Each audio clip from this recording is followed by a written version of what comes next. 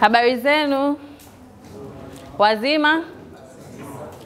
Kwa jina naitwa Sylvia Mkomwa, ni mdau wa masuala ya kijamii lakini pia ni kijana. Nafanya kazi kwenye taasisi inaitwa Global Peace Foundation Tanzania.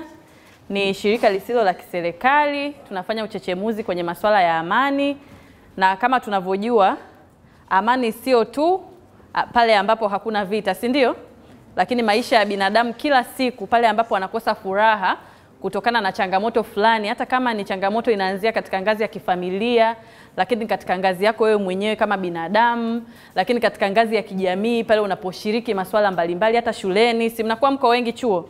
Kwa pale kuna mtu anaweza akakuvunjia amani, au nyumbani kukaa kuna kitu hakipo sawa kikakuvunjia amani. Lakini kama binadamu pale unapoumwa, unakosa nini?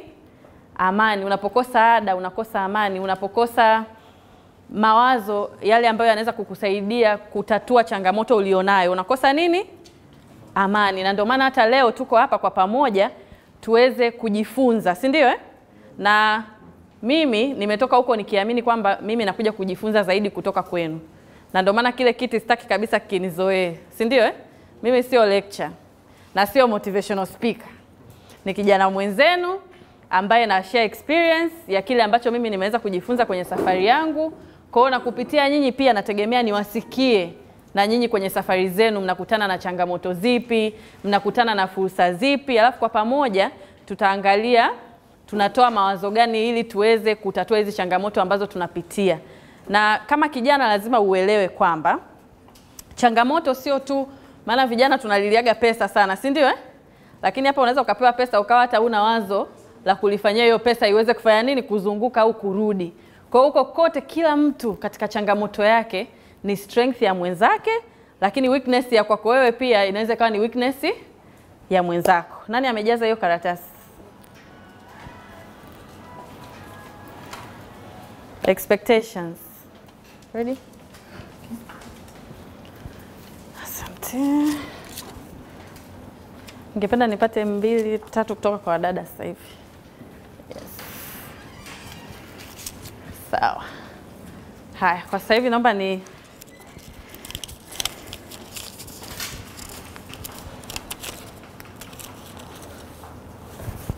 okay. Anasema I'm going to read your expectation ili kama kuna mtu ambaye pia na yeye anawaza kitu kama hichi huwezi kujua, si ndio Anasema taking opportunities by learning how to reach my goals and ways to achieve them to be on a success level. Learning how to be resourceful and free to be who I want to be. Si ndio? Tumesikia? I expect to learn from Sylvia and everyone in here, also networking and sharing experiences. Mmesikia huyu amesemaje? Ana expect kujifunza kutoka kwangu lakini kwenu pia na ku network. Kwa hiyo sisi hapa wote ni washiriki. I expect to hear anything on how I can unlock my potential. I also came here knowing I'll get to learn a lot more from experienced person like you. Oh, thank you. Anasema kuelewa zaidi kuhusu amani, fursa zaidi, kuwa balozi wa amani. To be inspired. To learn on how you succeed to unlock your potential. How do you help youth to achieve their desires? Have you ever experienced untold story? Share it with us. Basta, tajitahidi. Anasema what to do so as to achieve or reach your goals. Je, ni kwa namna gani kijana atajuaje malengo na ndoto zake? Mwingine anasema my expectations, more opportunities, knowledge, to add more friends, to pave the way towards my dream. Technique of effective saving, how to be rich in the youth age, how can I avoid jobless situations. Jamani hapa kwenye how to be rich mtanisaidia. Personally, I'm not rich, but I also want to be rich. So, okay. Msicheke. Yani how to be rich nitapita mstari baada ya mstari because I also want to be rich. That's why I'm here, to learn. Mambo ya kuingia kwenye Uber umevua viatu unavaa ndala, ukifika nyumbani unavua tena unavaa viatu virefu. Hapana, si ndio We all want to be rich. Haya, huu mwandiko nitaweza kusoma. Haya. Mimi natarajia kujifunza njia mbalimbali ambazo zitanisaidia kufungua fursa, uwezo wangu wa kupata, kufahamiana na vijana wenzangu. Jamani, vijana tupo wengi humu. Nadhani mna note kwamba humu ndani sipo kijana peke yangu. Tupo almost watu kama 90-100, si ndio Kwa hiyo as long as upo humu ndani, yani wewe jua tu utaongea. Ni jukumu lako kama kijana kuhakikisha sisi vijana wenzako tunachangia katika maendeleo ya nchi, si ndio? Haya, my expectation, I want to learn and get new skills in my life, to learn the factors that can change me from poor to rich. Hey, tupigeni makofi. Coordinators mlioandaa event hamjaniambia watu wamekuja kujifunza kuwa rich. Haya, tutafika. My expectations, learning new skills, expanding my cycle, change in my mindset. Kuna mtu anadhani ana karatasi yake ambayo ana jambo la msingi ambalo halipo kabisa kwenye hizi mentionings. Kati ya hizi nilizosoma. Nafasi ya upendeleo.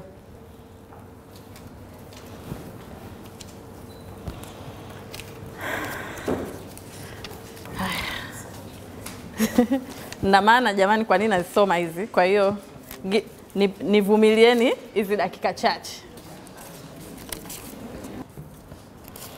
My expectation, to know the value of some possible opportunities and how to achieve them.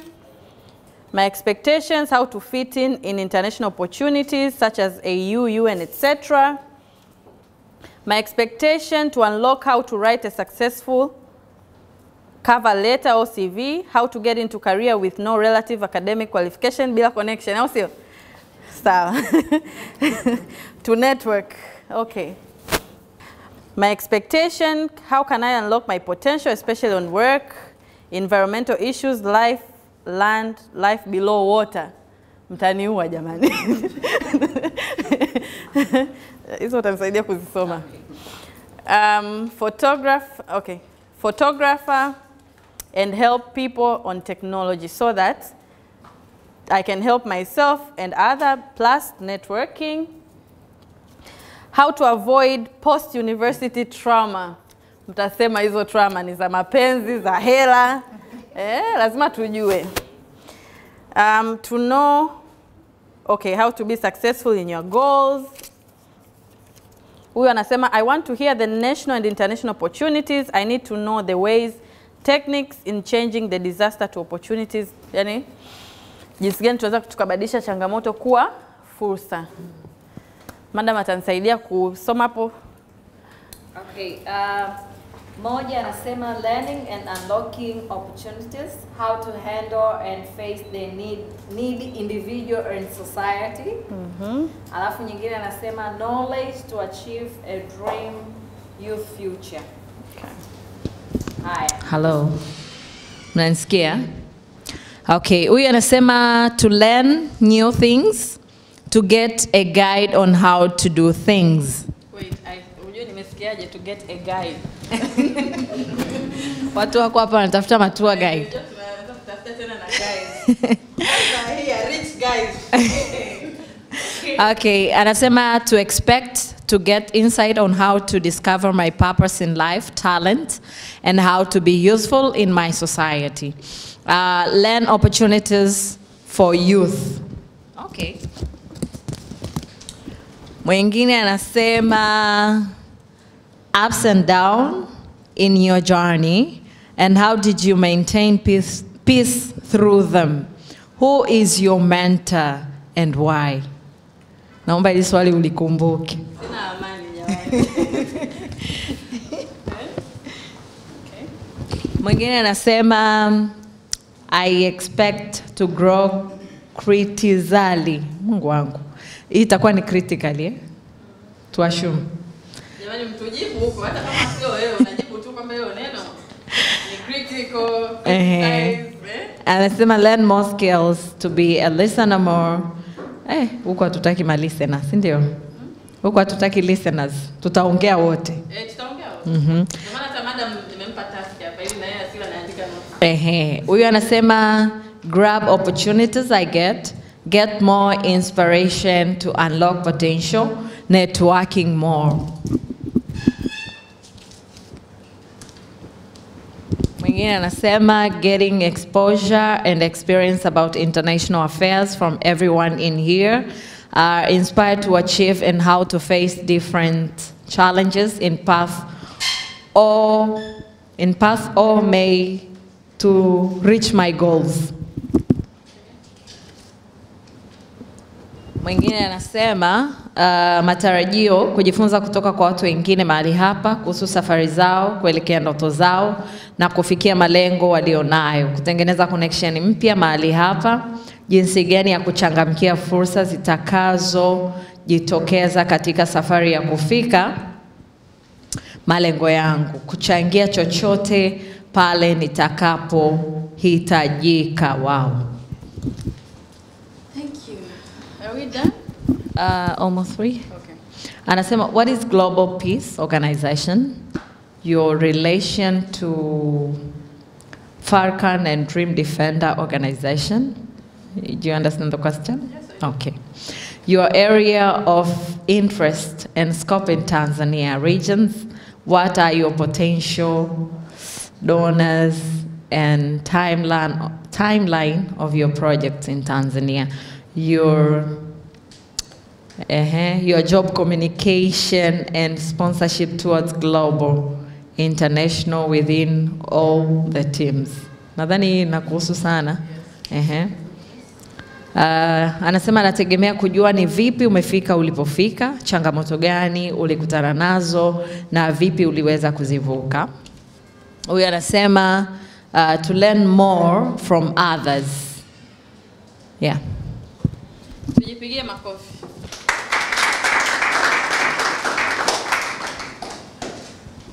Okay.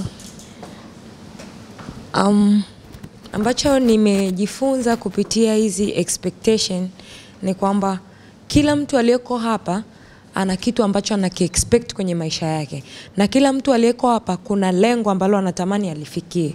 Kwa hiyo through those expectation ni kwamba tunatamani expectation tulizonazo they become truth.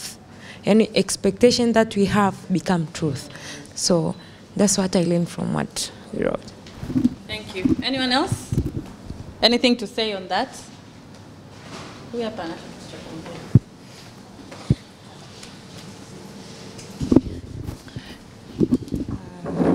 Okay, hello.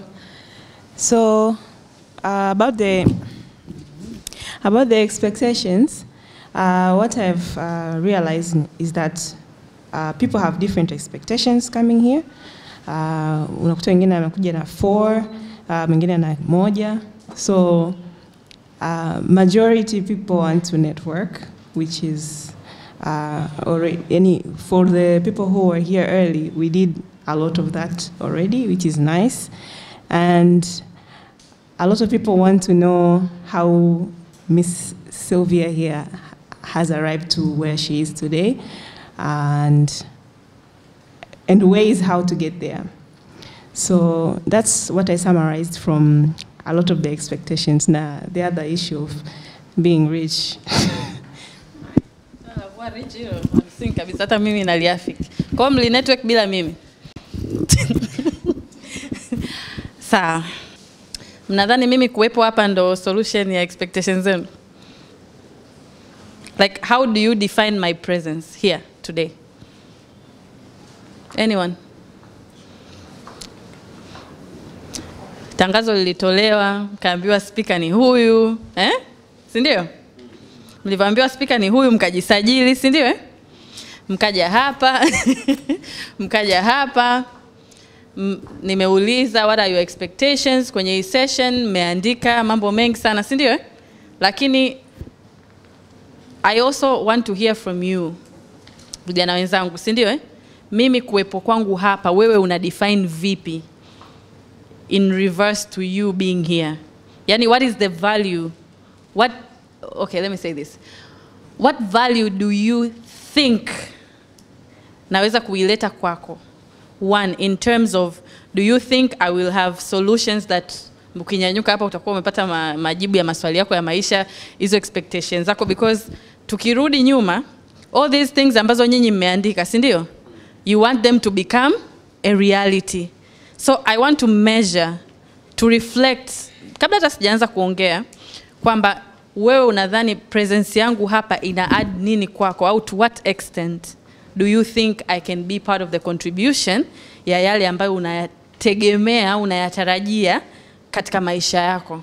Because yale matarajio sio tu ya hii seminar, ni vitu ambavyo wewe kama kijana umekaa huko, ni kila siku vinakuumiza kichwa jinsi gani unafanya nini? Yaani kuna vitu unataka kuviachieve, but how do you achieve them? Si ndio? So I need to hear even from two of you.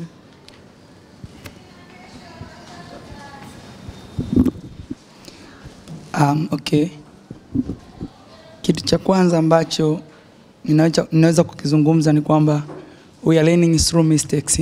So uwepo wako mahali hapa umepitia vitu vingi ambavyo vimekufanya ukawa mtu mkubwa au kwenye nafasi ambayo upo. So wakati unashare vile ile jana yako na namna ulivyopita through weaknesses na namna ulivyozishinda, tunaweza tukajifunza kitu ambacho kitatusaidia sisi kupita huko tunakopita. Pengine zikawa zinafanana, lakini kitu kingine tunajifunza kwa watu waliofanikiwa. Kwa nini tunajifunza kwa watu waliofanikiwa? Watu waliofanikiwa wana njia nyingi ambazo wamezipitia zikawafanya wao kufanikiwa. Kwa wanapozishare zinatupa experience on how to achieve our goals. Thank you. Asante kwa nafasi nyingine. Naomba nipende kusema kwamba kuwepo kwako hapa mbele juu ya hili swala kwamba tumekutana hapa kwa ajili ya kuzungumzia kitu kimoja, pengine baadhi ya mambo machache kushare. Ina maana hapa kwamba kutasaidia kwa wale ambao kwamba tayari na yeye ana wazo moja kwa moja kwenye kichwa, anakutana na wale wenzake wanao fight juu ya hicho kitu. Kwa hiyo kutajenga imani na spirit kwamba kumbe inawezekana katika kila jambo lolote ile. Lakini pia kwamba kupambana na umaskini sio kwa kupigana. Ina maana kupambana na umaskini kurespondi kwenye challenge mbalimbali ama sehemu ambapo wanaopambana na umaskini wanapatikana. Kwa hiyo kuna sehemu hapo watu wengine wameamkia leo au wanaendelea sasa hivi wanafanya vitu ambavyo ni tofauti kabisa. Lakini sisi kukutana na mtu au na watu wengine hapa wanaowaza kile kitu ambacho sisi tunakifight, basi ndo fighting yenyewe hiyo. Kwa hiyo yawezekana tukabadilika kwa namna moja ama nyingine. Asante sana. Mpe yule mic aseme anacheka nini. Share na sisi tucheke.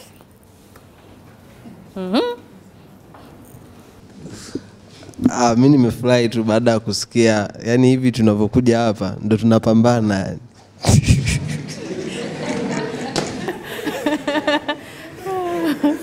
Okay, let's finish with you. Now mimi nasema kwa maneno machache, kwa akili yangu ndogo ni kwamba tunapinga neno akili yangu ndogo katika jina la Yesu. Shetani ameshindwa. Shetani ameshindwa. Wewe niseme tu ni kama catalyst fulani ambayo una play kwenye hii party, si ndivyo? Yaani ingetokea mfano labda huyu brother ni public speaker lakini hana achievement yoyote, kwamba yeye ni mzungumzaji tu.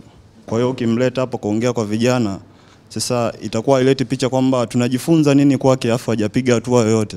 Lakini mtu ambaye kafika sehemu fulani, yani kausogeza mguu akafika sehemu fulani, ukamleta kwa vijana ambao wamelala na waoni, kidogo itakuwa ni bora zaidi. Kwa hiyo uwepo wako wewe, hasa kwa mabinti nikisemea, sijasemea nafasi ya wanaume, tukianza kwa mabinti sawa.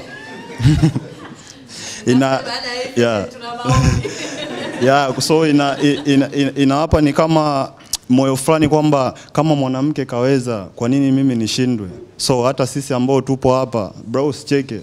Maarifa ni kitu kikubwa ambacho kila mtu hana, si unajua? Yaani maarifa ni kitu kikubwa.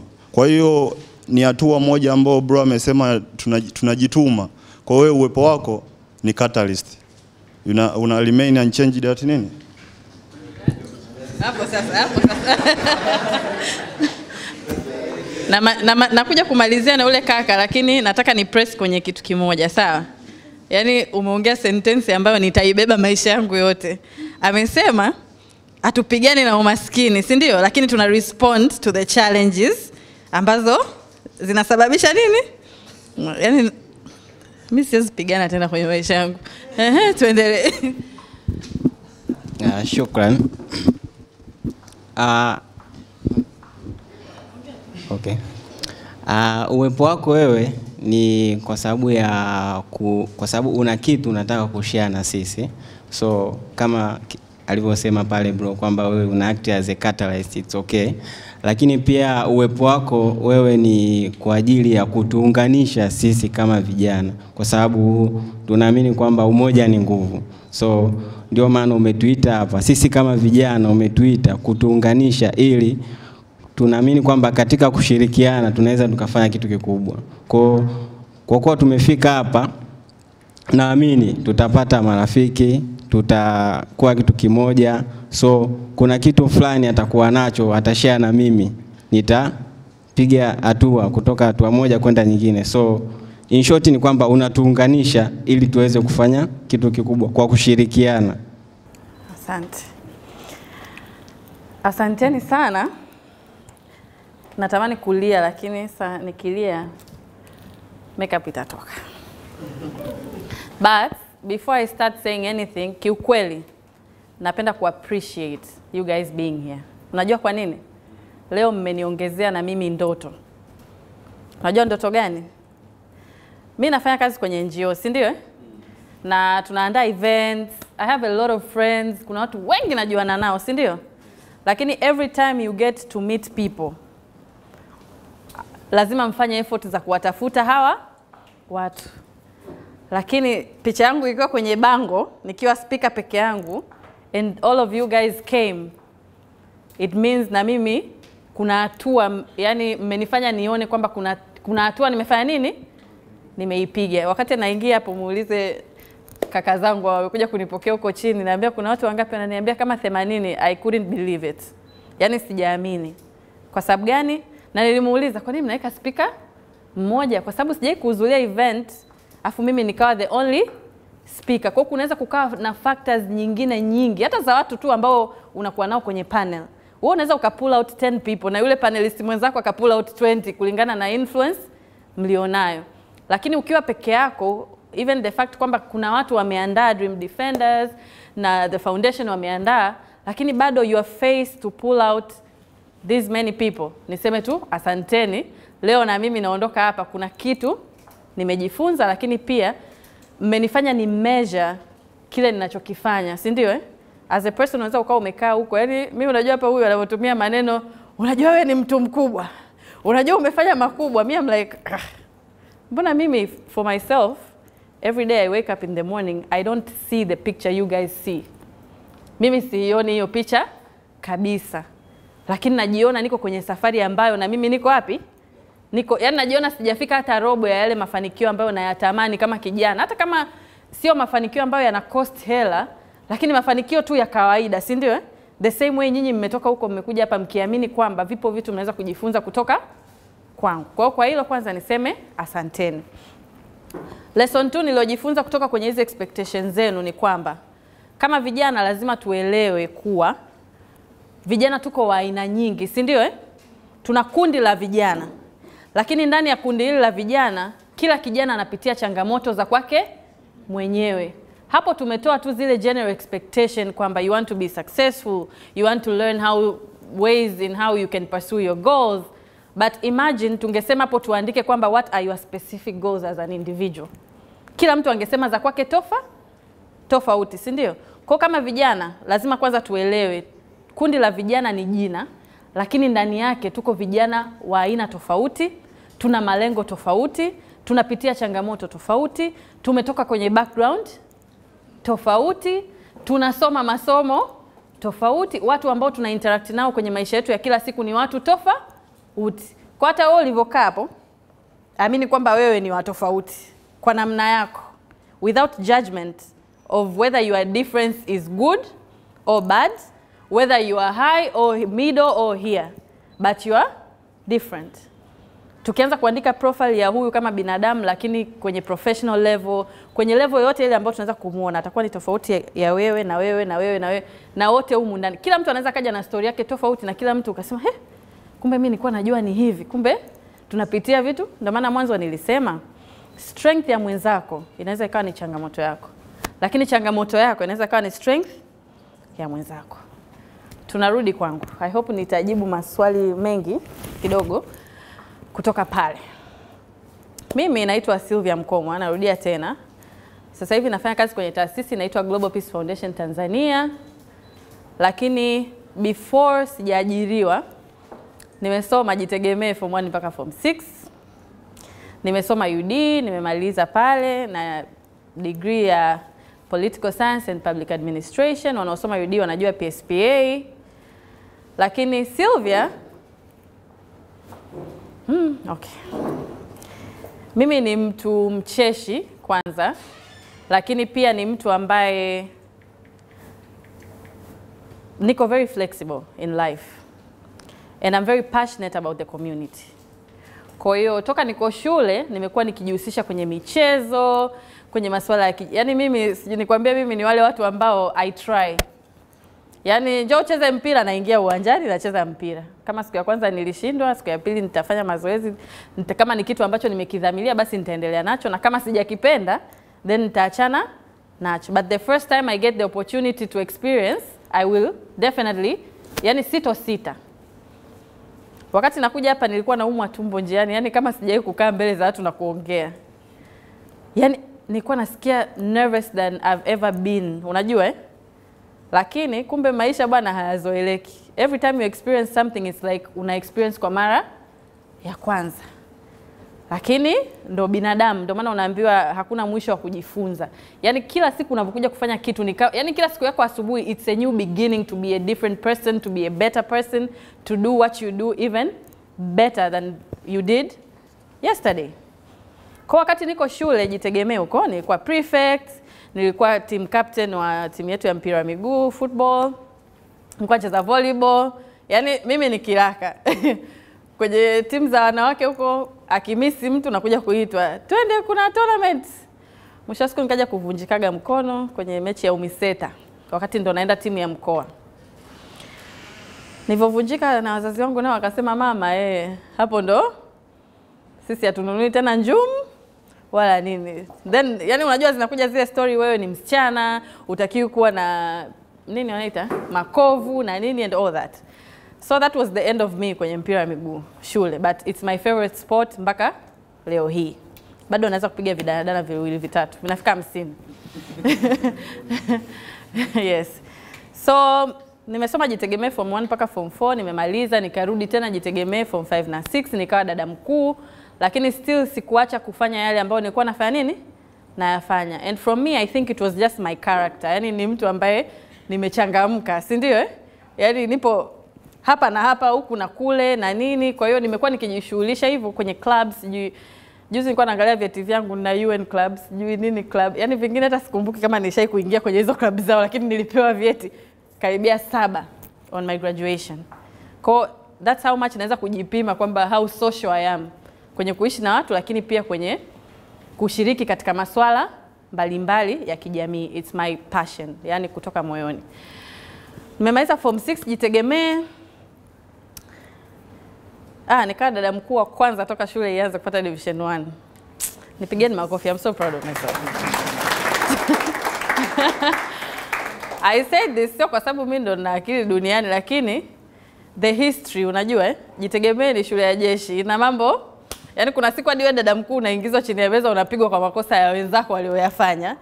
Kila saa unaitwa huku, sijui kukitokea interview unaitwa, sijui headmaster anaenda kuvisit wapi. Yani wewe haupo darasani.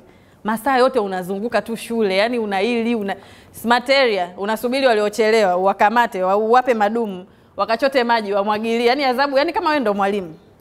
Kwa watu wengi imekuwa sana ni changamoto kuwa kiongozi kwa sababu mambo ni mengi, so people could not balance darasani na responsibilities zao za nini? Za uongozi. But thank God I managed. And maybe because I was passionate about both.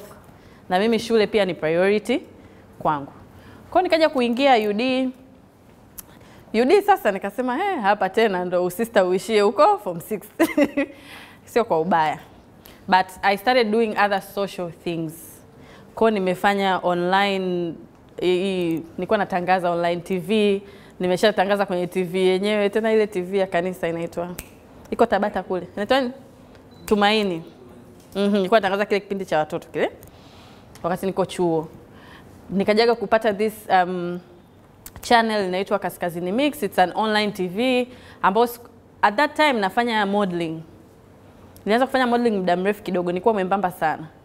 Kwa hiyo nimetoka kwenye photoshoot, nimepaka makeup, nakuta ile team ya hiyo TV wako wanajadiliana, wanaenda kumuoji msanii mkubwa wa kimataifa ambaye mimi simjui ila muziki wake naucheza kila siku.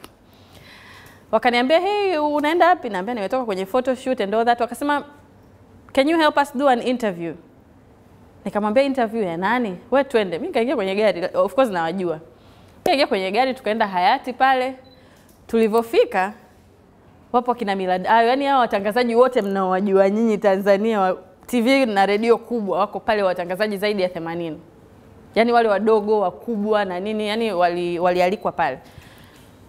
Pato Ranking alikuwa anatangaza msanii wake, anaitwa Walid. Ni mkaka mbongo anaishi UK, kwa hiyo alikuwa amemsaini kwenye lebo yake kati ya wale wasanii wake wa kwanza. Kwa hiyo sasa kwa sababu they knew background ya yule kaka ni Mtanzania, wakaona waje wamtambulishe wapi? Tanzania. Kwa hiyo mimi throughout the event nipo pale, dada nimepakwa makeup, yani sijui nikwambieje.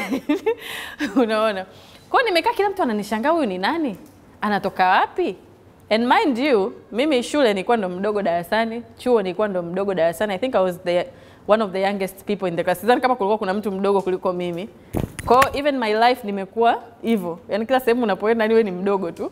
Lakini sometimes kama sasa hivi nimekuwa chibonge, hawawezi kujua. Napokea shikamoo nyingi. Unaona? Basi, so that day nimekaa pale, I remember Bina Kasembo. Alikuwa anafanya kwa Milad Ayo. And in that room she was the only person ambaye alikuwa anaweza kubishana kwa Kiingereza. Do you know why I knew that? Kila mic ikipita anaongea tu. Yaani yeye ndo alikuwa anauliza maswali, anachangia. Yaani kila mtu kwenye room alikuwa yupo kimya. So ile midadi yangu sasa ya ushiriki. Yaani kila Bina akiongea yani anani-inspire, lakini pia I said, mbona mimi najua Kiingereza, si ndio kilichonileta hapa? Kwa hiyo Bina akiuliza swali na mimi nauliza swali. In the end hata sijui huyo msanii pale mbele, sijui mtu. Nikauliza swali moja pale. Kwa from there everybody wakawa wananishangaa, huyu dada ni nani? Bado wakawa hawajui natokea wapi, kwa sababu even hiyo online TV ilikuwa at that time ni ndogo. Yaani ni ndogo. Hata leo haijulikani lakini ina exist. I think tayari wameshaanza kupata hela huko YouTube na nini. Basi nikauliza swali. So later there was an interview ya 101. Yaani kila media inatakiwa itoe mtangazaji wake mmoja, unapewa mic, unaenda kukaa mbele ya kamera kama hivi. You have 3 minutes to interview Pato Ranking. I don't know who Pato Ranking is. So nimekaa na mkaka mmoja hivi pembeni, nikawa namwambia, "Kaka, kwani huyu msanii ni nani?" Anambia, "Mjui Pato Ranking?" Nikamwambia, "Mimi simjui Pato Ranking." "Are you sure?" Nikamwambia, "Yaani huyu kaka hapo mbele ukimwangalia usoni." Nikamwambia, "Kaka, mimi sifanyi nini? Simfahamu." Yule kaka akaniambiaje? Akaniambia, "Huyu Pato Ranking ndo aliyetoa nyimbo, kipindi kile ndo katoa nyimbo na Diamond Inaitwa nini? The first song aliyotoa na Diamond. Love You Die. I think, yeah. So I'm there. Mimi sasa yani line inaenda, mimi ndo natakiwa niende. Lakini kumbuka ile timu yangu haikuni brief chochote. Tuko pale wenyewe wana assume mimi nishaelewa mambo, yani nimejiongeza.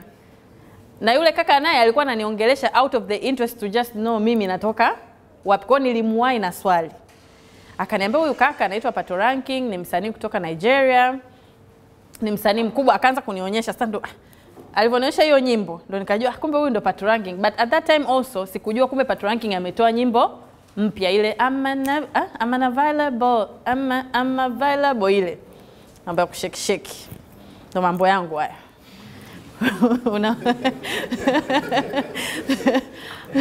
Baadaye nitawaonyesha. Basi Akaniambia ametoa nyimbo mpya, but the rhythm that he used in that song, it's different from all the songs ambazo Patoranking amewahi kufanya nini? Kuzifanya. If do you know what I did? The moment nimewekwa pale nimekaa, Patoranking huyu hapa. Yaani unajua nilikuwa sina ile excitement kwa sababu at that time nilikuwa simfuatilii. Kwa hiyo I don't know how big that artist is out there. I think I was the only person who didn't know him, yani kwa muda ule. Naambia nilikuwa mtoto. So I was like, hello, my name is Sylvia Mkomwa from Kaskazini Mix, and today here with tupo na Patoranking. Bro anakuangalia tu. Yeah. Nikasema, so Patoranking, you know, we know you came here to introduce your new artist from Tanzania. His name is Walid. Where do you see Walid 5 years from now? Akaanza kusema pale, you know, Walid ni msanii mzuri, miaka 5 kutoka hapa, namuona sehemu fulani, na nini na nini na nini. So my second question, I remembered the same sentence yule kaka aliniambia, nikaambia, Patoranking, you recently, najitahidi kukumbuka hicho Kiingereza, sijui nilikipata wapi, lakini you released a new song, but it has a different rhythm, different vibes. So like what was your inspiration behind it? Yani kwa nini utoe nyimbo yenye beat tofauti? Akaanza kusema pale, you know, nini vibe kaelezea, sikumbuki alinielezea nini. Mkiniuliza baadaye nitaonyesha hiyo interview. Basi baada ya pale nikauliza swali la 3, nikamwambia apart from Diamond ambaye ulifanya naye interview Tanzania, what other artists are you considering kufanya nao collaboration? Tuna wasanii kama wakina Alikiba.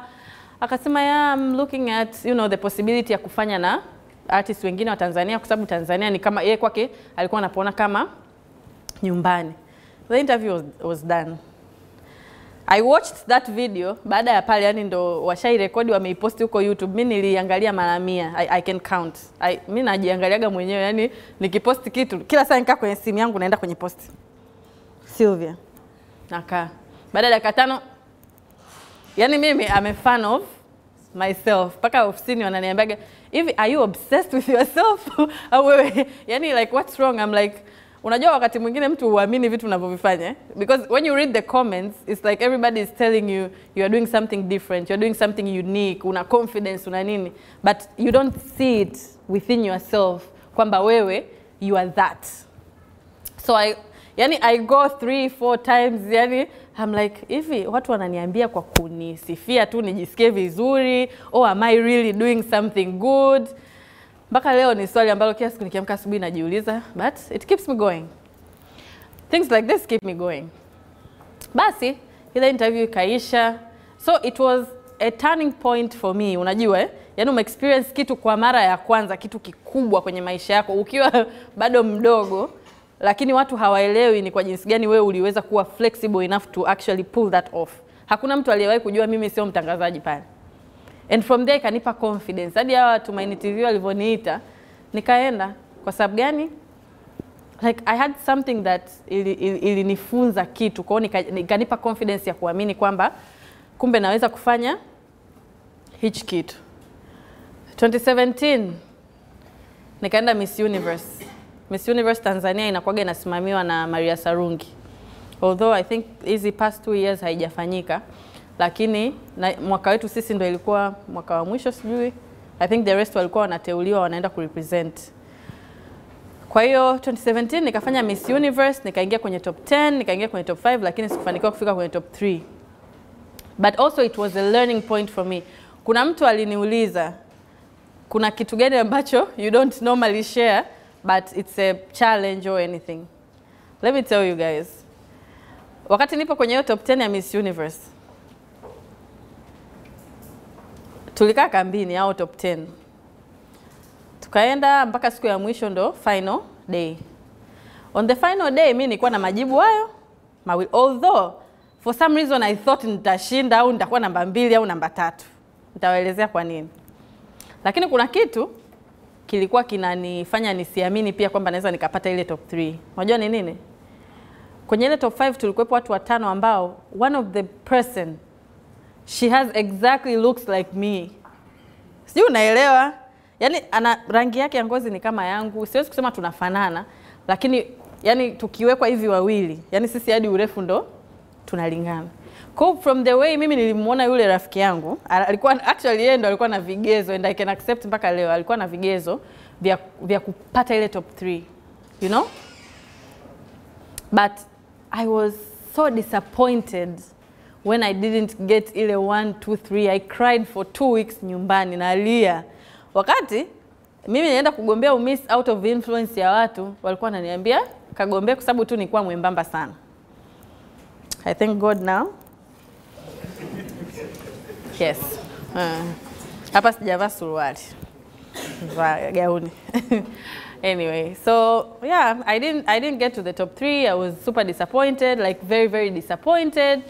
I cried, and nimelia siku ya kwanza, ya pili nipo ndani nalia. Mamangu anaweza unalia nini?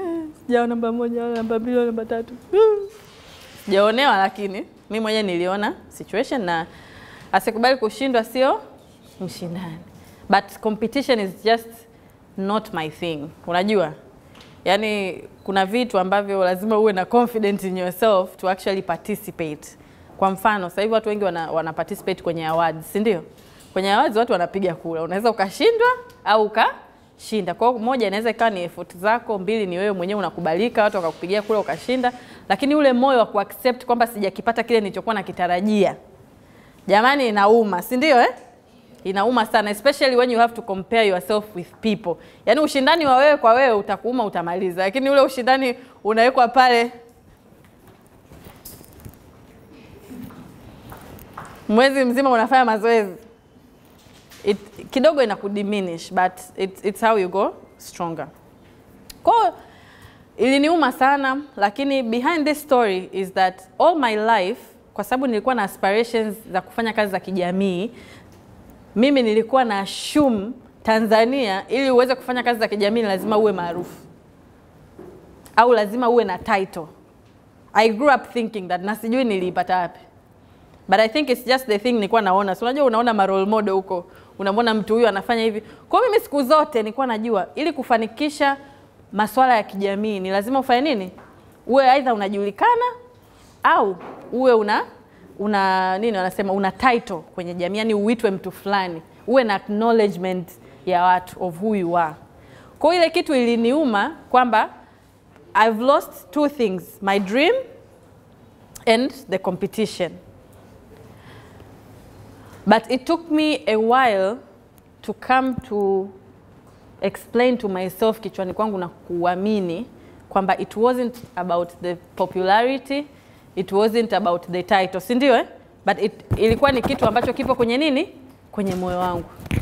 Sasa wakati competition sasa ishaisha na nini, I'm seeing marafiki zangu wote ambao tulikuwa wote, okay, watu wanapenda kufanya kazi za kijamii, lakini not everybody is passionate, si ndio? Sasa mimi nilikuwa mjanja. Mimi nilikuwa kazi yangu kupiga simu kwa marafiki zangu wale namba 1, 2, 3, nawaambia, sasa nime-strategize hapa, twendeni shule fulani tukafanya outreach. Sio mimi, yani mimi nawatengenezea wao, yani bado nilikuwa na ile belief kwamba wao ndio wako kwenye position ya kufanya vile vitu na sio mimi. So when I did that 3, 4 times and I felt like no one was passionate about it, then nikawa naendelea sasa kufanya mimi mwenyewe, na ilinipa nguvu kwa sababu mimi kufanya kazi za kijamii napata furaha sana. Yani it's part of my biggest happiness katika maisha yangu. Yani nadhani nimeinvest moyo wangu kwenye hizi kazi ninazozifanya. Yani nafanya kiukweli out of passion. Ndio maana I'm very committed. Ndio maana sometimes people can judge me kwamba ni mtu tofauti, lakini it's no difference. It's just that I'm doing what I love. I'm doing kile kitu ambacho nalala usiku na kiota kwamba asubuhi nikikifanya basi mimi nitakuwa nimefaa. Yani I'm living my purpose, labda niseme hivyo. Kwa nilikuwa naendelea kufanya mwenyewe hivyo, na wachangisha marafiki zangu wale watatu, tunapeleka msaada hapa, sijui shule huko. Nilikuwa na kiproject changu kinaitwa Project Primary School. Nilikuwa na mobilize 2,200, 3,300 kwa watu wangu tu wa karibu, naenda nanunua vifaa vya usafi, napeleka kwenye hizi shule za sekondari za serikali. Unaona? Kwa I continued building up on my passion kwenye vile vitu vidogo ambavyo nilikuwa nafanya nini? Nafanya. Lakini pia ninapopata muda, watu walikuwa wakiniita kwenda kushiriki kwenye hizi kazi za kijamii. Yani my hand is always up. Yani mimi kila siku ratiba zangu zilikuwa ni za kutoka. Sijui huyu anaenda kufanya shughuli fulani nipo. Sijui yule, yani nilikuwa najitolea mpaka it was too It was too much. But it was through hiyo kujitolea sasa nikaanza kukutana na watu. Nilikuwa nafanya community work at an individual level na familia na nini, lakini siku as much as I was dreaming kuja kufanya kazi kwenye taasisi ambayo inafanya kazi za kijamii, lakini mimi binafsi at that time nilikuwa sijui kama kuna taasisi za kawaida za kijamii. Yaani mimi nilikuwa nasikia UN, sijui, yani UN is the only thing that hata nyinyi si mnajua tunakuwa tunajua tu labda Tanzania nzima NGO ni UN Kumbe kuna NGO nyingine ambazo ni local NGOs zinafanya tu vizuri, au regional ambazo ziko Kenya wapi lakini zina matawi yao Tanzania. At that time mimi hata sijui. Kwa ndoto yangu nilikuwa nasema kila siku kwamba namuomba Mwenyezi Mungu siku nitakao kuja kuajiriwa niajiriwe kwenye nini? Kwenye taasisi inayofanya masuala ya nini? Ya kijamii. But I've always thought about you and nothing else. I've never known kama kuna NGO za kawaida. Kwa ile meeting up with people, nikienda kufanya hizi shughuli najikomita 100, kama ni kuchangia mada nachangia, kama ni kuongea naongea, kama naambiwa panda mti. Yaani unaonekana, si ndio? Kwa watu wakawa wameanza kuniita kwenye hizi seminars. Sasa kule kwenye seminars ndo nagundua kumbe there is a cycle of, yani kuna another level of engagement kwenye kazi ambazo nafanya nini? Nazifanya. Ndio tunaanza kuwaona hao sijui kina nani, yani watu ambao kidogo kwa umri wangu ni wakubwa kidogo, tunaona kwenye mitandao sasa wana mataasisi, yani kuna watu wanaitwa ma-CEO wa NGOs. I didn't know all that. You understand? Sikuwahi kujua hayo yote. Na sikuwahi kujua mimi kama kijana katika umri mdogo na uwezo wa kufungua nini?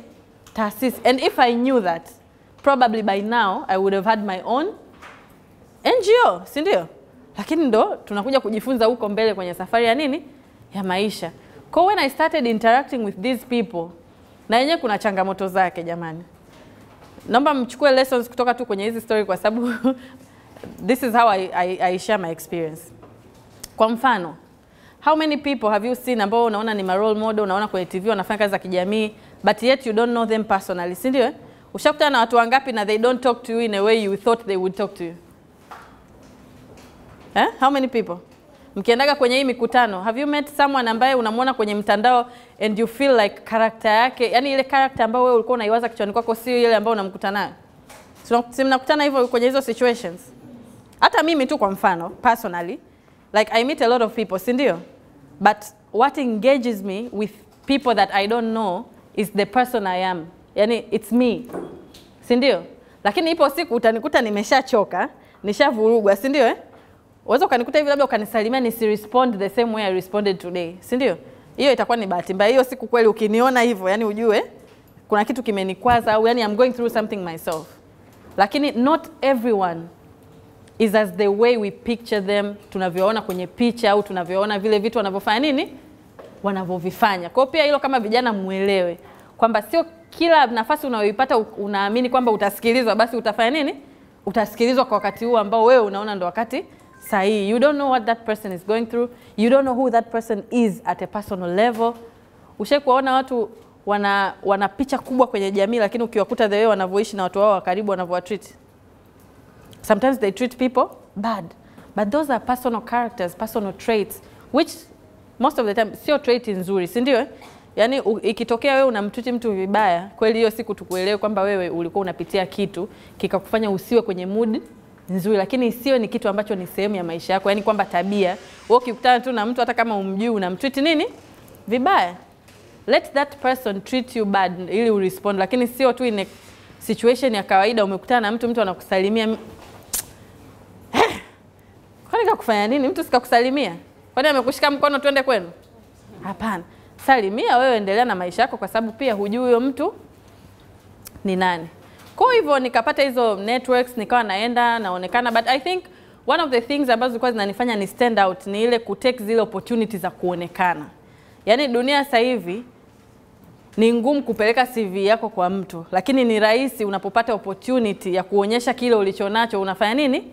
Unakionyesha. Na wakati mwingine use your confidence hata kwenye area ambayo sio expertise yako. Because you know why? Do you know how people are told kwamba sasa hivi watu wengi wanafanya kazi ambazo hawajasomea? It's the same thing when you show your confidence. Mtu anaweza akakuona unajua kuongea kwenye context nyingine kabisa, lakini akasema huyu namleta kwenye kitu fulani, lakini nitamcapacitate kwenye knowledge ya kitu hichi because she can, yani ana uwezo wa kufanya presentation So the issue is not you not knowing the context ambayo yeye yupo au context unaotakiwa kwa wakati huu. The issue is Sylvia anaweza kusimama mbele za watu na kuongea. Akili ya binadamu si kama computer. You feed it, inakuletea majibu. Kwa wewe unaweza ukaenda ukawekwa darasani pale mwezi mzima, ukafundishwa masuala ya afya ambayo huna background nayo, lakini lengo la huyo mtu ilikuwa tu ni kupata mtu anayeweza kuwasilisha topic ya masuala ya nini? Ya afya. Watu wanaenda shule kusomea, why not you? They can give you a short course. Wanakuambia tunataka uwe communication wetu. As long as una ability ya kuongea, sisi tutakupa information za kwenda kufanya nini? Kuziongea. Kwa hiyo there is always a learning point, there is always an experiencing point, and there is always a background point. Kwamba wewe unaweza ukawa una historia ya kusoma hicho kitu au kukifahamu, au unaweza ukaenda kuwekwa chini ukafundishwa, au unaweza tu ukawa una experience ya hayo masuala. Hata kwa kukaa tu na marafiki zako ambao wao wamesomea udaktari, kuna mtu mwingine anaweza kuanalyze na kushika vitu akakuelezea, utasema yeye ndo profession. Kumbe yeye kukaa na wewe kila siku kukusikiliza unafanya nini ndo nini, ndo point ya yeye kufanya nini, kujifunza. Go from there, people started seeing me because I was also active in social media, si ndio? Nilikuwa very active toka huko nyuma. Shida ni kwamba nilianzia huko nyuma kwenye ujana. Umeona? Kwa even mimi huko nyuma nilikuwa na post, sijui natoka na marafiki zangu, sijui nimeenda beach, sijui nimefanya nini. That's how I used to use my account. Nimevaa wigi, nimepiga picha, nimepost. Lakini nikaanza kutransform kutokana na levels of experience nilizoanza, ile exposure. Nilianza kupata exposure za maisha, unaenda kwenye seminar. Yaani unaanza kuwa formal kidogo, but it's your choice, it's your decision on how you want to use your social media. Mimi nasemaga hizi digital platforms, it's a person's choice on how you want to use them. Kwa sababu haimaanishi watu wote hapa 80 tukiitumia kutangaza kazi zetu basi wote ndio tutakuwa na mafanikio, si ndio? Lakini wewe utaangalia to what extent hichi kitu kina umuhimu kwako na kinaweza kikawa, wakati mwingine kwenye maisha ni kujaribu kufanya kitu. Manufaa yanaweza yakaja bila hata wewe kufanya nini? Kutegemea. Kwa mimi nilienda nikatoka kwenye my social life, sijui nini niite. Then I started to focus on my career. You understand? So I started showing off the work that I do kuliko kitu kingine chochote. Na hata ukiingia kwenye page yangu, kazi yangu ina stand out more than anything. Na kama kijana, sio kitu rahisi kufanya hayo maamuzi, umeelewa? Sometimes we go out, we look good, we are having fun, and you wish to post. But now you start to look. Do you still want to post these things? Yes, I still want to post these things. Have you decided on which social media you're going to post what? Yes. So my Instagram, my Twitter, my LinkedIn, okay, LinkedIn can be as professional as it can be. My Instagram, yani na mix kidogo lakini kazi ina stand out sana. Twitter, napaogopa lakini nipo more professional. I keep it very professional, si ndio? Kwa sababu na kwenye kuna changamoto zake na kama hauna moyo Mungu anajua. Lakini kuna mambo ya Snapchat, yani huko Snapchat ndio ukipost yani watu hata yani people kwanza hawataka kuona mambo yako yale ya serious. People are just posting for fun, you understand? So even your reflection on social media, it doesn't mean someone's life is perfect or someone is there, si ndio?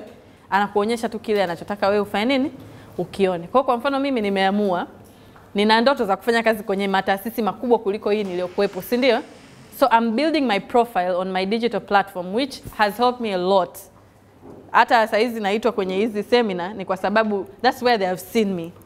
No one here knew me before, yani naongelea kwa coordinator, yani kwamba huko nyuma kuna mtu ambaye labda nimesoma naye shule au nimesoma naye chuo, si ndio? But my activeness on my digital platform, ujumbe wangu yani watu wananiona, kwa hiyo watu wananitafuta. Kwa hiyo I also get a lot of opportunities through the digital platforms. Kwa hiyo nimeenda, yani watu wakawa wanaona ile kitu nakifanya. But unfortunately kwenye mazingira yetu ya Kiafrika mtoto wa kike unaonekana kuna vitu ukivifanya vya kawaida tu watu wanaviona kama ni extraordinary. Kwa mfano mimi kusimama hapa kuongea hivi, kuna watu huko nje wakikuona hivi, yani wanakudefine kwa wenyewe wanavyojua wao. Kwanza wewe ni mwanaharakati. Pili, wewe sio wife material sana. Yani you're wife material but not very much because you can speak, si ndio?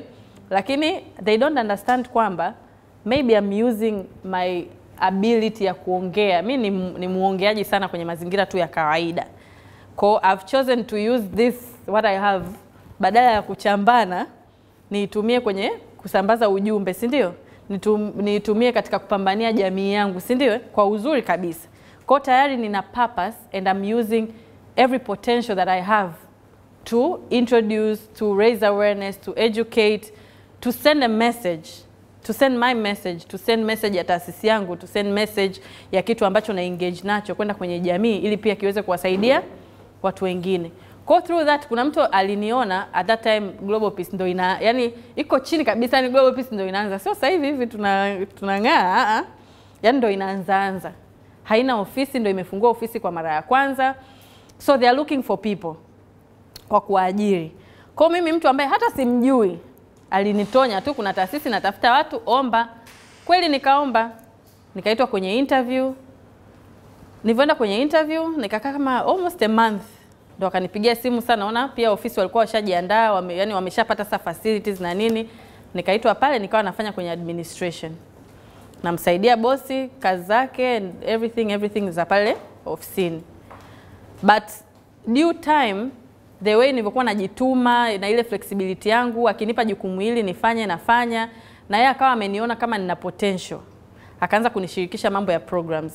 Akienda kwenye mikutano anaenda na mimi, au ananielekeza hapa 1 2 3, au kazi zake mwenyewe saa nyingine anapewa, anasema mimi siendi, just go. She already knew I have the confidence. Now she needed to mold that confidence kwenye zile njia ambazo yeye alikuwa anafanya nini? Anataka. Kwa ananipa labda kuna presentation, ananiambia nenda kafanye. Nikienda kufanya ananiambia unaongea haraka sana. Pace, punguza pace. Nafanya tena nyingine, ya pili, ya tatu. Baadaye mimi mwenyewe nagundua kweli, na mimi naanza kujisikiliza sasa. Hicho anachokisema kweli. Kwa nasema solution ni nini? Kuandika points au nini? Mimi zamani nilikuwa siandiki points. Nilikuwa na assume kwamba naweza tu kuongea. Kumbe unaongea mpaka unatoka nje ya mada. Yaani unaongea story. Kwanza story moja unaweza kumaliza hadi kesho. Bora hata leo mmeniuliza kuhusu maisha yangu mwenyewe. Yeah. So I learned kuongea kupitia hizo experience ambazo nilikuwa napata, yani the opportunities ambazo bosi wangu alikuwa anafanya nini? Ananipa. Kwa nikawa nafanya practice. But everywhere I go, everyone was always shocked, like, wewe mtoto mdogo hivi, yani where do you get the confidence to do? Kwa sababu naenda kwenye vikao vya wakurugenzi ambavyo namwakilisha bosi wangu, lakini yeye alishaamua kuniamini na alishaamua kunipa nafasi ya kujifunza, in which sio kila mtu kwenye maisha anapata hiyo bahati, si ndio? Ukiwa kazini sio kila bosi anaweza akawa patient to wait for you to get to where you are going. Kwa mimi nilikuwa na bahati ya kukutana na huyu mwanamke anaitwa Martha Ngambi. Akanimold here and there, nikifanya hichi anajua Sylvia hapa hivi, Sylvia hapa, Sylvia kachi, unajua ukiongeza hichi utapata hichi, ukiongeza hivi. Someone asked me about my mentor. That is my first mentors kwenye sekta yangu hii ambayo nafanya nini? Nafanya kazi, kwa sababu ndio bosi wangu wa kwanza na mpaka leo bado niko ofisini kwake. But at this point ina maana nipo sehemu ambayo nimetoka mbali. Alinitoa huko yes, alinitoa huko. Kwa hiyo I learned through the work, lakini a unique thing that labda mimi mwenyewe naweza nikajidefine ambayo ninayo ni ile kutumia kila nilichonacho kama sehemu, like I use myself as a tool ya kufanya kile ninacho kifanya. How? Kuna watu wanaamini sana katika doing one thing in life au using one strength in life to achieve something, si ndio? Mimi am a believer of many things, kwamba as a person nina uwezo wa kufanya vitu vingi kwa wakati mmoja without you having a single identification of who I am. But how do I bring this me and my strength together to actually put in the effort in one thing? Ask me how. Watu wakaga wanaweza, kwani unafanya nini? Kwani unafanya nini? Kwani yaani watu hataelewi mimi nafanya nini? Yaani vile ninavyopost lakini bado watu hawaelewi nafanya nini, si ndio? Lakini mimi wakati naanza sikujilimit, nilianza kujitafuta. Gender equality nimo. Peace building nimo. Sijui yani wewe nipe mimi kampeni yako, mimi naifikisha kama na mimi nipo kwenye hiyo sekta. Lakini sijai kukaa nikasema eti you know me doing just gender equality. hapa ndo nitakapofanya nini? Nitakapotoboa. Na hata ukiangalia historia ya maisha yangu, si nimeelezea vitu mbalimbali ambavyo nafanya nini? Nimefanya. Inawezekana vingine hata haviendani, si ndio? But it is now that you are finding yourself. Yani sasa hivi ndo unajitafuta. So give yourself time to embrace hii safari uliokuwepo. Don't think kwamba kuna mtu amewahi, and don't think kwamba wewe umefanya nini? Umechelewa, because kila mtu ana safari tofauti. Yani amini msiamini, we have different journeys. Hata mapito yetu ya kuanzia nyumbani, shule, kila kitu ni tofauti. Huyu anaweza kaa anapata A kila siku darasani, si ndio? Aidha somo analipenda au Mwenyezi Mungu amembariki. Yani unajua kuna watu mtu asomi lakini kesho anapata nini? Anapata A. Kwa lazima uelewe diversity of the community au of the life that you live. Don't kill your confidence ukiamini kwamba kuna watu they are better than you and you cannot be that. You can be better in your own you way. Yani umeelewa? Yani kwenye kile unachokifanya. Yani usiangalie labda wewe hauendi shule. But there's some big things you can do. Hata kama jamii haidefine hivyo vitu kwamba ni vya msingi, but that is what you are good at. So make sure you do your best to the extent itafika wakati watu wata notice na wata formalize kile kitu. Lakini at the end of the day, credit itarudi kwako. You are the one ambaye wakati kila mtu aliona hicho kitu sio cha msingi, wewe ulikiona ni cha msingi. Not that kile cha msingi kweli. Sio wewe una tabia ya wizi, unaanza kuiformalize tabia ya wizi mpaka uwe tajiri, si ndio?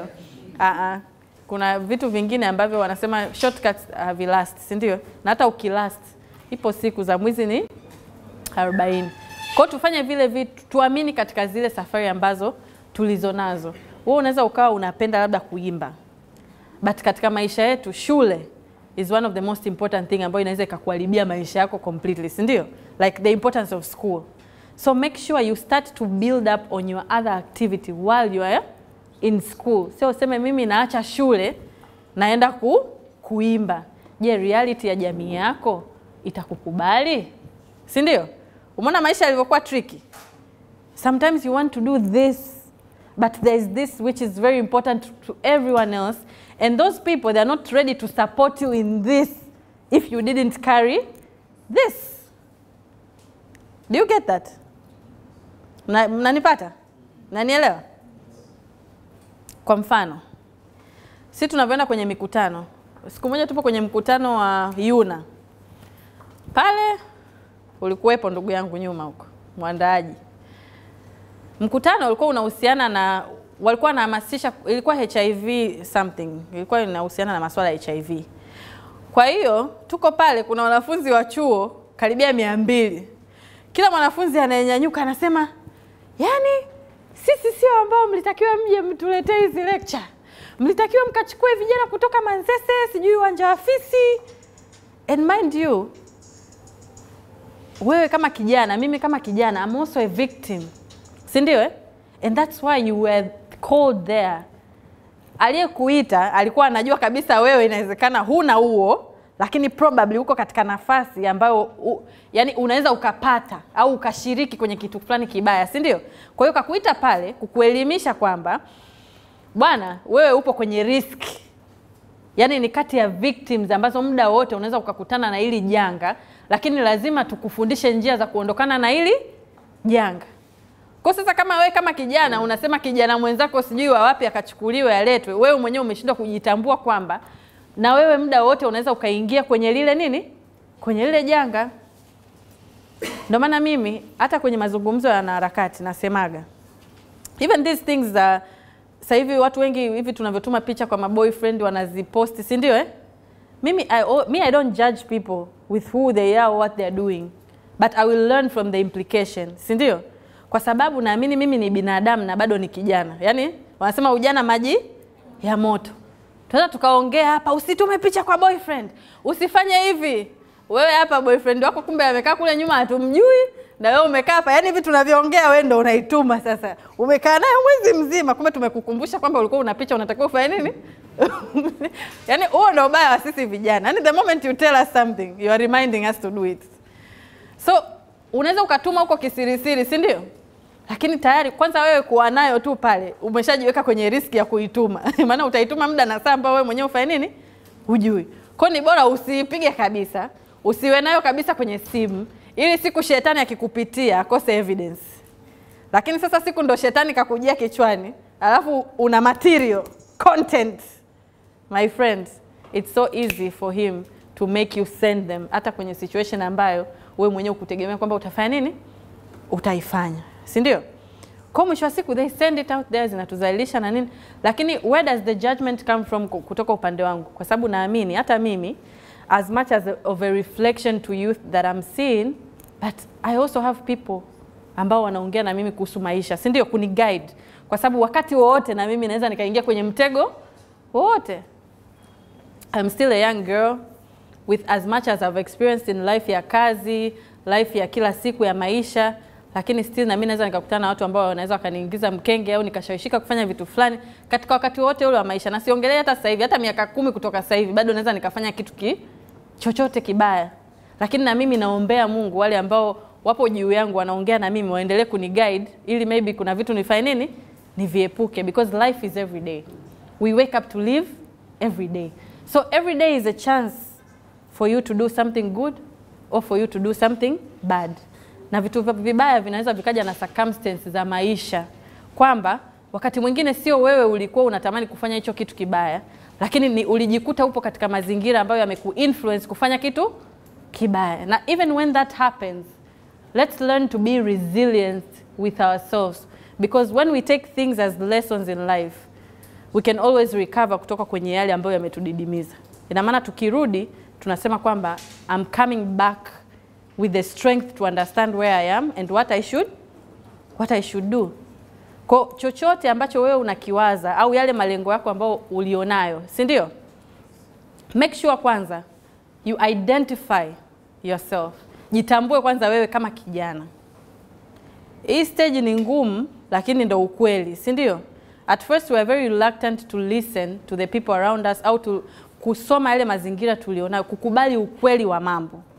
Kwa hapo ulipo unatakiwa ujitathmini kwamba kama sasa hivi ungeambiwa panda hii ngazi ya kwanza kuelekea kwenye malengo yako, are you ready? It's not about you getting what you want, but can you implement the process? Wanasema it's not about the destination, ndio? It's the journey. Mtu sasa hivi hapa anakupa milioni 10 kafanya biashara, na wewe umengangania na unataka kuwa tajiri. Haya, huo utajiri una mawazo hata utajiri wako utaupata kwenye ngo zipi, si ndio? Kwa mtu kwa mfano hapa akikupa hela, kafanya biashara, you don't even know what business you want to do. Because hakuna siku uliokaa chini ukawaza kwamba uko interested na kitu gani. Kwa sit down with yourself, ask yourself questions. Mimi ni nani? Nafanya nini? Nipo kwenye safari zipi? Yani, who are my friends? Who are my people? What do I do every day? Ratiba yangu naitumiaje? Uzuri wa maisha, you can always start anywhere. Na ukianza saa hizi bado mapema, hujaingia mtaani. Wengi si mmetoka chuo, si ndio? It's easier because uko katika mazingira ambayo yanakuguide ratiba zako za kila siku. So you can always fix in your own schedules. Kujiandaa wewe na maisha yako ya kesho. It's easier said than done. Yaani ni rahisi sana hichi kitu kuongelewa kuliko kwenda kukifanyia kazi. Kuna mtu juzi nilikuwa naongea naye, baba mzungu mmoja hivi, alikuja ofisini, akawa anatuuliza what are your personal goals, nini na nini. Nikamwambia kwani wewe unafanya nini? Akasema yeye ni consultant. Nikaambia I really wish niwe mzuri kwenye kazi yangu to the extent kwamba I can advise people on how they can, yani wanaweza kuendelea mbele, kwa sababu mimi naamini hicho ni sehemu ya kipaji changu, yani kuendeleza kitu. Akaniambia yeye thinking point of view yake ipo hivi, anawaza where do I want to be 5 years from now, si ndio? Kwa anahesabu mwaka wa kwanza, wa pili, wa tatu, wa nne, wa tano, labda itakuwa 20 ngapi huko. Yeye hawazi kutoka hii 23 kwenda 2030. From there sikashajua hiyo 2030 anataka awe wapi. Yeye anachukua hii 23, anarudi 22, 21, anarudi tena mitano nyuma. Akifika kwenye ile mitano ya nyuma anaanza kutembea tena mitano mbele hadi 2023. What is he looking for? Anaangalia gaps na challenges zote ambazo zinaweza kumkwamisha kutoka 2023 kwenda 2030. Let's say katika individual level. You are a young person. Kwa mfano sasa hivi unasema unataka hizi international scholarships, unataka kushiriki mikutano ya kimataifa, si ndio? Unataka uengage kwenye advocacy kwenye level ya kimataifa. Guys, wenzetu wana apply. People apply for this position. Yaani mtu anatuma application hata 100 ndani ya mwezi. Something ambao sisi wa Tanzania wengi ni wavivu kufanya nini? Kufanya. Kabla sijaja hapa nimetoka kwenye mkutano mwingine wa vijana, mpaka nikatamani kuwabeba wale vijana walikuwa wanaongea pale nije nao hapa. Bahati mbaya tu tayari kila mtu alikuwa na ratiba zake. Lakini ningejua wako hapo, sasa hizi ningekuja nao hapa. Mmoja mimi mwenyewe leo kwa mara kwanza nimekutana naye live, lakini namuona Insta huko social media, anaenda wapi, anafanya nini? Yaani vitu anavyoandika kwenye page yake, you are like, hivi huyu ni kijana kama mimi mwenye miaka kama yangu, yani unajua ana big aspirations. Mpaka kuna muda naona kabisa watu wazima wanamcrush like, hivi wewe unasema 20 ngapi utaleta sijui nini? Why are you writing that? Do you think life is that easy? But nilichogundua sio kwamba yule kaka hajui kile anachokiandika. Sio kwamba haelewi kwamba it might be impossible. But yani ameamua kustand na ile dhamira yake ili akishindwa asishindwe kabisa. He knows exactly what he's writing. And for me, I think anaandika affirmations zake kupitia caption au kupitia zile aspirations zake. Yani yeye kama amechagua kuwa social media ni sehemu ambayo na affirm my goals. Like every post I post about my work, I will write zile aspirations zangu kwa ukubwa kuliko hata watu wanavyofikiria naweza kufanya nini ku accomplish. Kwa maisha yake kila siku manake ana struggle to reach that goal. It means asipofika kule atafika angalau hata hapa na atajipa tena miaka 5 mbele endapo Mwenyezi Mungu atampa maisha kwenda hiyo miaka 5 mbele. Kule kaka anasema, guys mnaniona anapata hizi position. You have to apply a lot of times. Mpaka kaanza kuwafundisha pale watu kuingia sijui ChatGPT, kujifunza kuandika. We jamani vijana walitiririka. Wa kwanza akasema, unaingia ChatGPT, unaandika swali. Ukiandika swali inakuletea kama wewe ndio umeandika. Akaja wa pili, yes umeongea vizuri lakini kuna kitu kinaitwa sijui nini ya ChatGPT Pro sijui nini. Hiyo ChatGPT nyingine kazi yake ni kuyachukua yale maneno ya ChatGPT 1 kwenda kuyafanya yazidi kuonekana ya kwako, usionekane umefanya plagiarism. Nitawatajia hiyo application yani nimeandika kwenye notebook kwenye simu yangu. Akaja watatu, hadi watu sasa akaanza kunyoosha mikono. Akasema, nyinyi mnaijua ChatGPT tu. Mimi nina ChatGPT na ilipia. Hiyo kazi yake. Yaani huyu ambaye wewe unamuona hajafanya plagiarism, kuna mwingine huyo yani walitumia neno gani? Humanize. Yaani okay. Kuna mtu alisemaje? Alisema sasa hizi applications za AI ukiandika kitu sikila, yani kwa mfano hapa wote tunaijua. Kila mtu ataenda kule atakuwa anafanya application kupitia hizo application. So how do you differentiate kwamba yule anayepokea zile application asijue kwamba tumetumia ChatGPT? People have 7 versions of ChatGPT. Haya wewe AI yako huko ukisikia AI unajua ni nini? Artificial intelligence inafanya nini? Wewe unaitumia? Do you know kwamba you have artificial intelligence kwenye simu yako? Ni kwenye nini? Thank you. Maana hapo ndo wadada mtatupata kirahisi. Mimi ChatGPT siendi. Ila Snapchat, every time I do this, when I flip, mimi na chat na AI wangu jamani, hadi maisha yangu personal. Yana hata hapa wakati nakuja nilikuwa na chat na AI wangu wa Snapchat. You know? Namuuliza labda kwenye career yangu nataka kufanya hivi, what do you think is the best way to do it? How do you think is the best? That thing gives you the answers you need, si ndio? Only kazi yako wewe ni kuchukua yale majibu na kuyaona kwamba kwenye maisha yako ya kila siku yanaendana na reality yako, na kama kuna map amekupa manake sasa ndo pale unajua okay, mimi nilikuwa navijua vitatu, AI kanipa cha 4 na cha 5. Can I apply this, si ndio? Kwa umeona maisha yanavyoenda yanabadilika, si ndio? Kwa guys, identify yourself. Jitambue wewe ni nani, jitambue interest area of your interest. Jitambue unataka kufanya nini ili hiyo safari uianze mapema. Identification. At this point on weekends labda unawezekana ukawa hauna vitu unavyovifanya, si ndio? So find activities ambazo zitakufanya unetwork na watu ambao wanaendana na maono yako. Tunaelewana ndugu zangu? Because that's how you're going to learn more. Wakati mwingine tukiwa in too much conversations with people who don't understand our visions, hatuwezi kupata majibu kwa haraka. Kwa mfano za kile kitu ambacho wewe unakifanya. Yaani sasa hivi ujue uzuri maisha yamebadilika. Hii mitandao yetu inatupa taarifa ya mambo mbalimbali. The same way you saw hii tangazo, si ndio? That's why you are here today. So let's learn to network in places that actually adds values to what we do or what we think we want to do.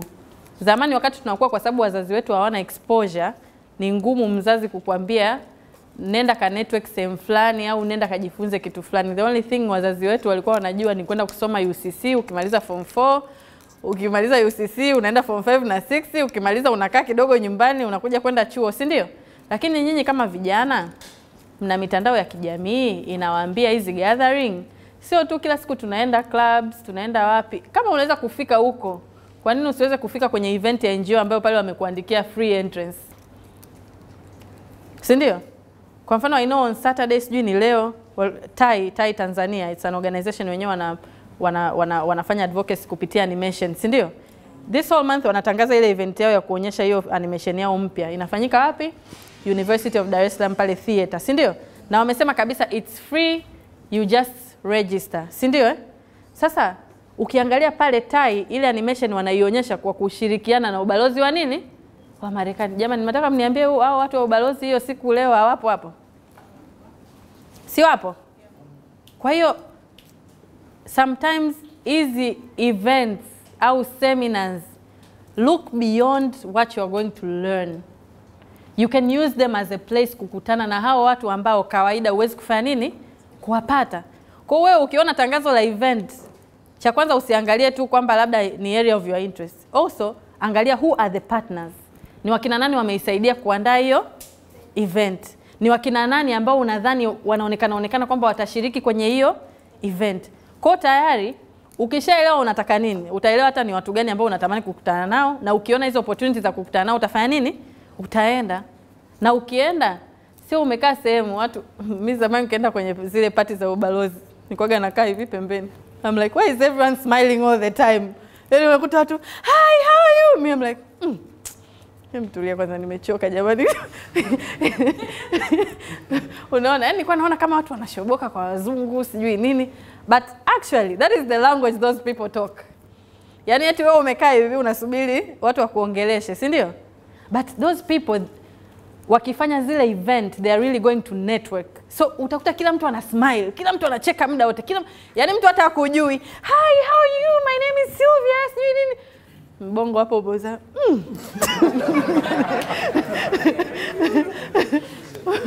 Huyo vipi? Huyo amechanganyikiwa nini, si ndio? Kwa hiyo kwenye networking pia lazima usome mazingira nao watu. Hujaambiwa ufanye vitu vibaya na hujaambiwa upitilize, si ndio? Lakini utakuwa ujifunze hii context, how do I talk to people? Kuna watu, kwa mfano umewaona hivi. Kwa mfano mimi umeniona, si ndio? Labda unaniona kila siku mtandaoni and you are okay, we call ourselves fans sometimes, si ndio? Sasa mimi sometimes, labda nimezoea. Labda unaweza ukaja, oh my god, Sylvia, yani bro, nimevaa kiatu kirefu taratibu, ukinisukuma hapa. Kuna mtu ukienda kumuongelesha hivyo, hata kama anajua kabisa yeye anajulikana, ana influence na watu, when you go like, oh my god, yani unajua mimi kila siku na like picha zako, so what? Yani so what, si ndio? Lakini when you go there, say good morning, habari yako, I know who you are, maybe unaweza kumwambia kwamba unamfahamu, lakini na mimi pia naitwa mtu fulani na interest na kitu 1 2 3 and I'm very inspired by your work. Pale utajiongeza kama mimi nilivyojiongeza kwa Pato Ranking. Kwa hata na swali moja ambalo unadhani yule mtu atakuona pia wewe sio fan, but you're actually looking maybe to learn au to network au to collaborate, si ndio? Tushatoka kwenye maisha ambayo ukimkuta mtu maarufu, yani wewe ukumbi mzima utajua kwamba wewe huyo mtu ulali usingizi unamwangalia Instagram, si ndio? But those people na wenyewe wana frustration, wanachoka, imagine nakutana na watu na wa hivyo wangapi? Hebu niambie, ukionaga ile group Diamond analotembeaga nalo, si ndio? Have you ever seen Diamond in a group of people ambao ni mafans wake? Hivyo sheku muona ana conversate na mtu? like a serious conversation. Why? Most of the time, everybody's like, Diamond hata haelewi unataka nini kutoka kwake. Kama ilikuwa ni kumshika mkono, naye anakupa mkono shika, lakini wewe unakuwa umeondoka na nini? For some people, it is a satisfaction to touch a popular person's hand. But for you, you want more. Si ndio eh? Kwa jipange. Siku hizi wasichana tuna biashara, si ndio? Hata kama biashara yako, it's not that big of a business. Create your business card. Talk to someone like, you know, wewe uko kwenye platform yako na mimi na platform yangu, and I think we have something in common. Kama mimi nakuona wewe ni mteja kwangu, kama wewe unaniona mimi ni mfanyabiashara kwako. Hi, how are you? Naitwa fulani, na kampuni yangu hii tunafanya hivi. I think you'd be interested. Give that person your business card. Do you see how professional that is? So from there, wewe sio fan wake. Lakini na wewe upo kwenye ile platform because you deserve to be there. Yaani fanya mtu akuone kwamba unastahili kuwepo pale, na sio kwamba wewe umeenda pale kusindikiza agenda yake. You understand eh? That is second. But confidence, without confidence, it means hata ku network utashindwa. Unajua kwa nini nilivyoingia hapa nilikuwa na interact, si ndio? Kwa sababu na mimi nimekuja hapa kujifunza, and you are also learning through me. So how many people walichukua mic wakaongea, na wakaongea vizuri mpaka tumepata na mafunzo huku kwamba hatupigani na umaskini, ila tunapambana na zile changamoto ambazo zinaweza tukasababisha tuwe nini? Maskini. Kwa kila mtu ana value. Yaani wewe una add kitu sehemu. Kwa believe in yourself first. Jamani, hamna kitu kibaya kama uwe hauna self esteem. Hata uwe trained, hata upewe position, you can't act properly. So you first need to believe that you can do it before anyone else tells you so. Because the moment kama wewe usipojiamini, mtu akija akakujudge kutokana na kitu ambacho umekifanya, wewe utaenda moja kwa moja kujidefine as a person that you can't do kile kitu. Kumbe it was only a task ambayo ulishindwa kuifanikisha, na haikuwa kwamba ni wewe. It means the next time, kwa sababu umejifunza, you can do that task better. Kwa confidence pia inasaidia, but not overconfidence. You understand? Kwa sababu experience is a teacher. Kwa pale unapofanya kitu, jiamini to the extent kwamba you can do, you can win, but don't make it sehemu ya kwamba una feel entitled that everything you do lazima iwe perfect. Hakuna kitu kama hicho. Kweli tunaweza tukakutana na circumstances kwenye maisha yetu ambao kitu kinaweza kaenda vizuri swiftly, but not all the time that you will get what you want. Kwa tuwe na confidence, lakini build the level of entitlement kwamba wewe ukiongea hapa you assuming kila mtu hapa amekuelewa na amefurahi. Kwa hiyo mimi naondoka hapa nasema yani kila mtu alinielewa. Inawezekana kuna watu hapa 20 hata wanisikilize. Lakini au kuna watu 10 hapa wanaona kwamba ninachokiongea hakina nini? Hakina value. Au inawezekana ninachokiongea hapa it's not to the expectation ambacho labda kuna wengine walihisi kwamba nitaongea hivyo, si ndio eh? Kwa sio kila mtu sio kila saa everything will be positive. Wangapi hapa wanasoma UD? DIT? IFM? Wafanya biashara?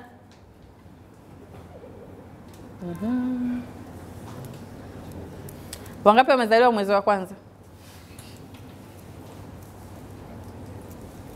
Hata muangaliani eh? Okay. The only reason I'm asking that question is, kama vijana, lazima nimeshaongelea kuhusu kwanza kujitambua, kuelewa wewe ni nani, unataka nini, what is your goal in life, what are your aspirations, hata kama zikiwa ni 10, si za kwako, na wewe unaamini unaweza kuzifanikisha, kwa hiyo unatafuta njia za kufanya nini? Za kuzifanikisha. Kwa hiyo tukija kwenye identification namba 2, una identify watu, vitu, sehemu ambazo zinaendana na kile ambacho unafanya nini? Umakiaspire, si ndio? Kwa hiyo ukijiconnect na hao watu, utakutana na watu ambao wamefanya vitu vizuri, kuna watu ambao tayari step zao zimeenda. Kwa hiyo learn from those people. Na sio kila mtu utamkuta amefanikiwa kwa hayo mafanikio unayowaza wewe. Na sio kila aliyefanikiwa atakusaidia kwa expectation unayoitaka wewe kwa muda huo, si ndio? Na wakati mwingine kuna mtu juzi alikuja akaniambia nataka kufungua NGO but everyone I talk to they are not open, hawanipi ushauri. That's life. Sio kila mtu utakutana naye ni mtu tu ambaye atakuwa open kukusaidia, si ndio? Kwa lazima uteki hiyo tu kama changamoto, lakini sikukatishe tamaa kesho ukaenda kumuuliza mtu mwingine juu ya kile unachokitaka kukifahamu. Yaani kwamba leo Sylvia nikikukatalia jambo, basi kesho usisite kumuomba mtu mwingine anayefanya kitu kama mimi kwa kuogopa kwamba yani hao wote watakuwa tabia zao hizo. Kwenye maisha tunatofautiana. Wapo ambao wako tayari kwa muda huo, mpo mwingine utamtafuta hata miezi 9. Akaja kukusaidia siku hii. Ukasema jamani huyu mtu leo imekuaje? Mbona namtafuta mwaka mzima? Leo amekaa chini. Kwa pace ile ya mtu kufanya maamuzi ya jambo pia inatofautiana kutokana na tabia, na muda, na frustration, na furaha na kila kitu. Kwa mkishajuana hivi, labda kila mtu ana identify watu wanaofanya hivyo vitu, start following up on people. Uzuri sasa hivi tuna social media. You can even follow up on social media what these people are doing. Chat with your AI. Ili biashara yangu iende vizuri natakiwa kufanya. Kwa sababu AI naye anajifunza mtandaoni kutoka kwa watu tunaowaona. Yaani vile vitu vyote ambavyo ma-professional and professionals wanaandika, anavijua, si ndio? Kwa even chat on your phone with your AI, say what if I want to brand my business kwenye community ya Tanzania. Tena andika specifically. Mimi nipo Tanzania, nataka kujua jinsi gani naweza kubrand biashara yangu. Kuna application ya chuo, nenda kachukue zile objectives za hiyo application, kaziandike kwenye AI yako. Andika, please draft me a letter of application. I'm applying for this fellowship. Hii fellowship inahusu nini? Inakuletea pale ile paragraph lizima, yani inakuandikia kama wewe ambavyo ungeandika ungekuwa una taarifa ya hicho kitu. Haujaanza kujifunza hapo? By the moment you write a draft letter to bring it to me, ukiamini mimi naweza kukusaidia kuifanya iwe nzuri zaidi, lakini mimi nitakuwa mwepesi sana kukusaidia kwa sababu tayari ulishafanya effort, ukapata angalau draft. Jamani, hatupo kwenye dunia ambayo utampa mtu kitu chako kuanzishia kutoka mwanzo.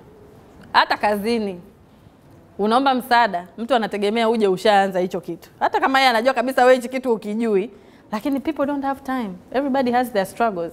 Everybody is working on their own things, si ndio? Learn to understand that you are not always going to be appreciated all the time, or you are not going to be taught all the time. So personal efforts ni kitu muhimu sana. Yani learn, develop new skills, jifunze vitu tofauti. Search huko hicho kitu unachokifanya. Yani sasa hivi watu wamefikia wapi, nini kinatakiwa. And mind you, usipojifunza utafika sehemu ambayo watu washavuka huko ambako wewe ndio unaanza kujifunza hicho kitu. Kwa mfano sasa hivi watu wanasema graphic design, mimi nafungua NGO sina hela kumlipa graphic designer sijui nini. Kila mtu sasa hivi anaanza kujifunza Canva. Do you think huyo mtu kesho atakuja kukuajiri wewe kama graphic designer? Because at this point I'm learning to graphic design myself kupitia applications za simu, najifunza sijui kuedit picha. Mimi picha zangu napiga na picha, kwanza mimi I run my office social media pages. Sawa? Kwa picha zote zile nyingi sana napiga mimi na simu. Na watu wengi wananiambia, kwani wewe unatembeaga na photographer? No, it's my phone. Yaani simu yangu at this point sijui kama kuna kitu ambacho sikijui kwenye swala la picha. It's not about the office having a camera ile professional, bringing professional people, si ndio? I can do that job.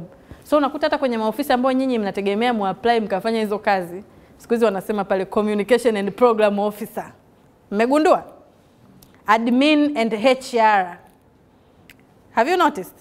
Nafasi nyingi za kazi zinavotoka, vitengo viwili vitatu vinawekwa kwenye kitengo hichi, and guess what? Only one person is doing that job. So if you don't stand out with what you do, with what you know, utakuwa kwenye listi ya watu gani pale, yani kwenye interview, yani kwamba wewe uonekane ndo you are the best, si ndio?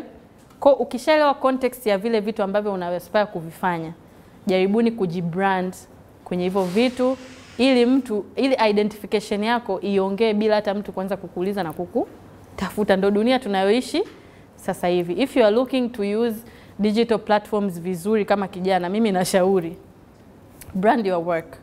Brand the things that you do. If you can write songs, post those songs. Yani show people kwamba you are doing it. One day someone will see it. Meanwhile unafanya ile process.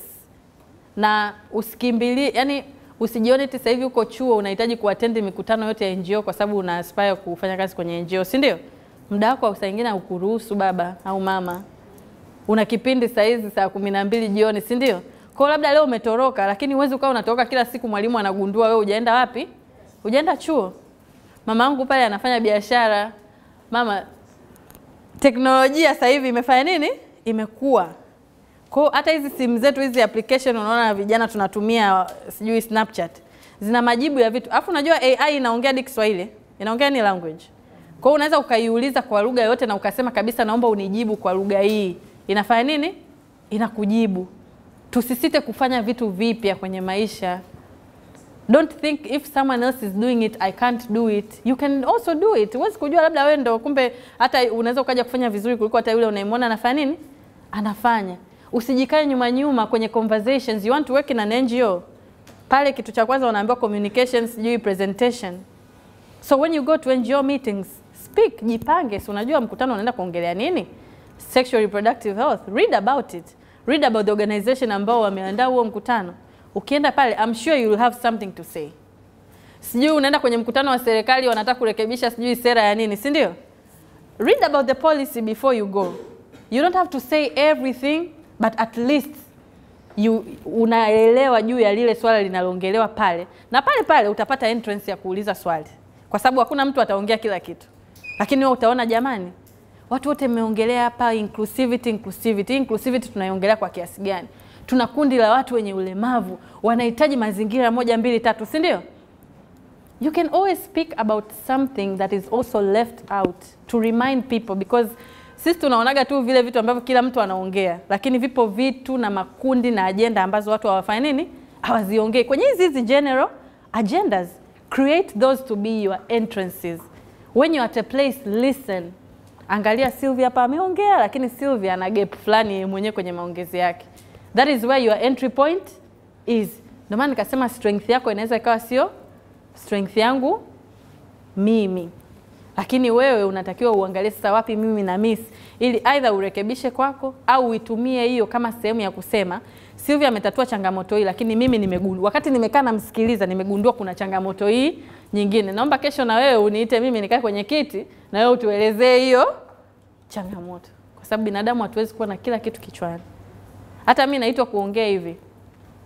My experience, sijui mimi safari yangu there is a way that I see myself, lakini it's always hard for me kutoa story yangu, and yani sijuagi kwa nini watu wanawezaga kujielezea wao ni wakina nani, wanafanya nini, si ndio? Because sometimes mimi mwenyewe I don't reflect myself the way you guys labda mnavoniona, si ndio?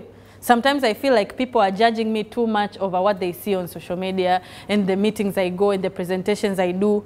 But nikiitwa nakuja kwa sababu if you guys trusted me to come and talk to you, then that should be sehemu ya mimi mwenyewe kujipa confidence kwamba I have something. Huko mbeleni nitakuja kujua to how big it is, but at this point I don't know how big I am or how big it is.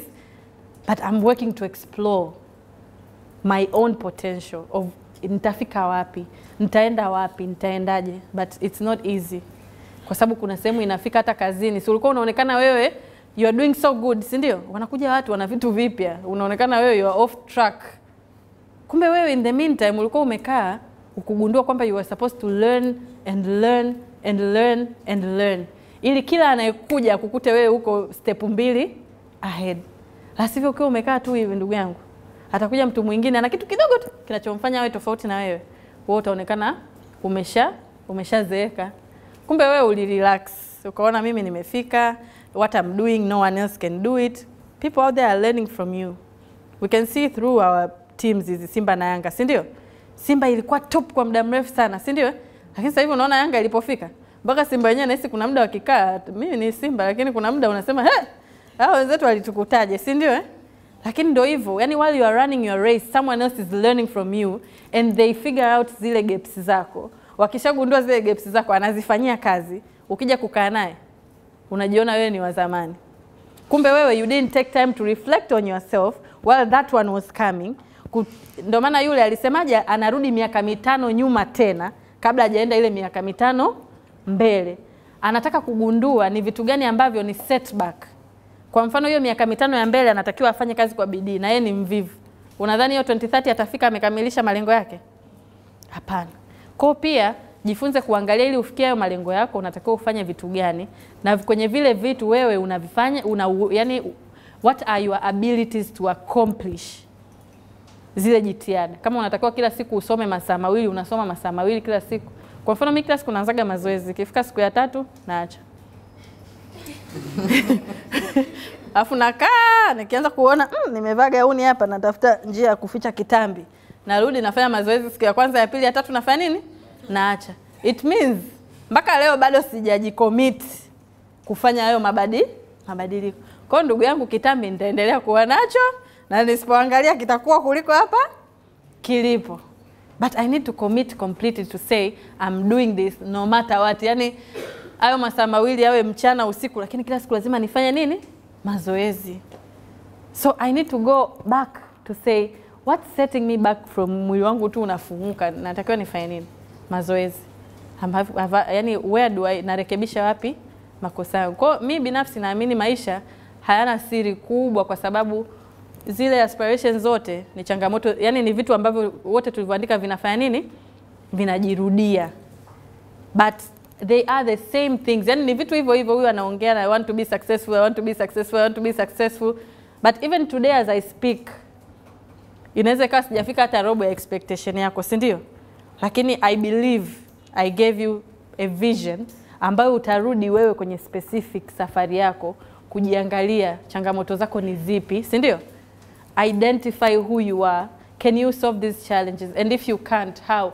Yani where do you start slowly? Wanasema patience and perseverance. Yani jifunze kuwa you can wait while you are doing, but don't give up. Because success is not a one day thing. Wewe sasa hivi una miaka 18, 17, 20, you are dreaming of success in which sijakuuliza bado wewe definition yako ya success ni nini. Si ndio? Unaweza hapa ukawa unaota kuwa na milioni 100 sasa hivi. Lakini asubuhi unaenda zako chuo, jioni unarudi hostel, hauna biashara. Yaani you are not doing anything kwenye huo mzunguko wa kupata hiyo milioni 100. But you are aspiring kwamba within these years, within certain time,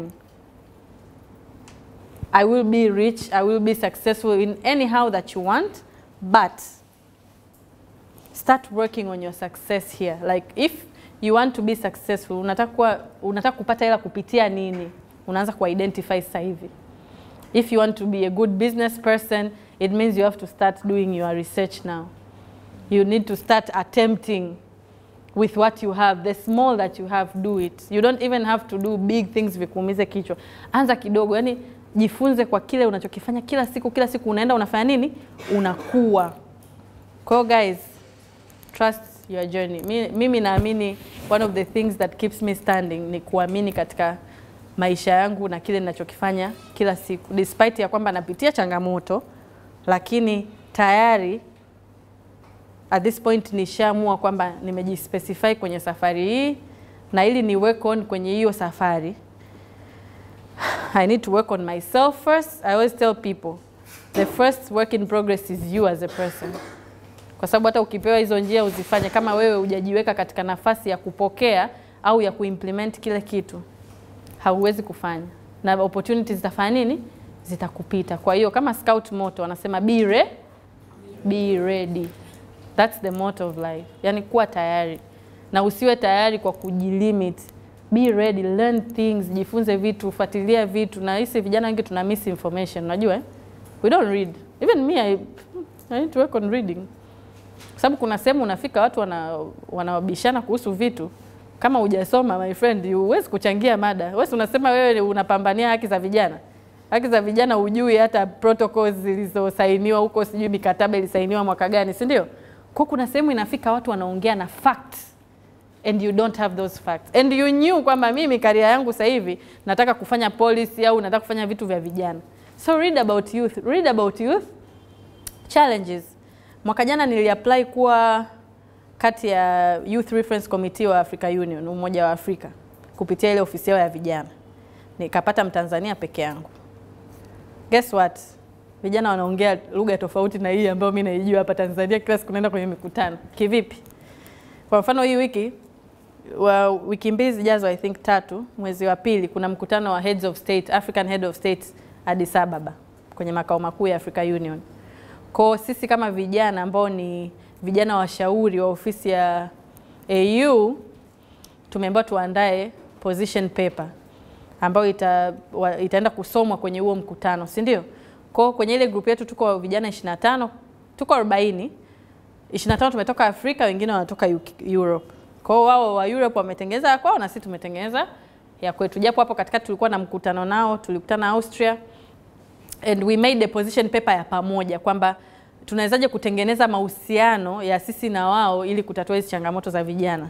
Lakini kwa huku Afrika sasa sisi wenyewe tumetengeneza ya kwetu ili viongozi wetu wakafanya nini? Wakasikie. Kwa my friend, nipo kwenye grupu, watu tuna discuss sasa. Sisi tulipewa human rights and yeah, it was human rights. I'm hearing vijana wa Kenya wapi wanachangia mada pale sasa. Kwa hiyo kwenye masuala ya educational awareness watu wanasema Maputo Protocol. Mimi yule anasema sijui Africa Union Charter. Mimi mimi kazi yangu kunote pembeni. Because na mimi inabidi nijiongeze, si ndio kwamba kuna vitu ambavyo wewe unavisikia wenzako wanavisema, unavijua kwa majina, lakini unajua kilichoandikwa huko kwenye protocol hujui. So it means I have to go back to read in the discussions angalau nielewe mtu anavyo reference Maputo Protocol kwenye ile mada tunayoifanya, ana reference section ipi na ili define nini au iliongelea nini kuhusu masuala ya nini ya human rights. Kwa kuna mtu ameongelea pale opportunities za nje. Guys, when you are applying for these opportunities, you need to relate to what those people are doing. You are not just writing what you are doing in Tanzania. They know what you are doing in Tanzania. It is what everybody else is doing in their countries. But they want to know how much do you know about the African Union? How much do you know about the United Nations? And ni vitu gani ambavyo kwao vina relate na wewe na kile ambacho unakiomba kufanya nini? Kukifanya. Kwa pale wewe unavyoongea unaongea kwa vifungu. Kwamba sijui kwenye African Charter sijui nini kipengele cha vijana waliongelea kuhusiana na ushiriki wa vijana katika masuala ya uongozi. Kwenye masuala ya uongozi waliongelea hiki. Mimi kama Sylvia Tanzania nimekuwa nikishiriki kwenye masuala haya kupitia 1 2 3.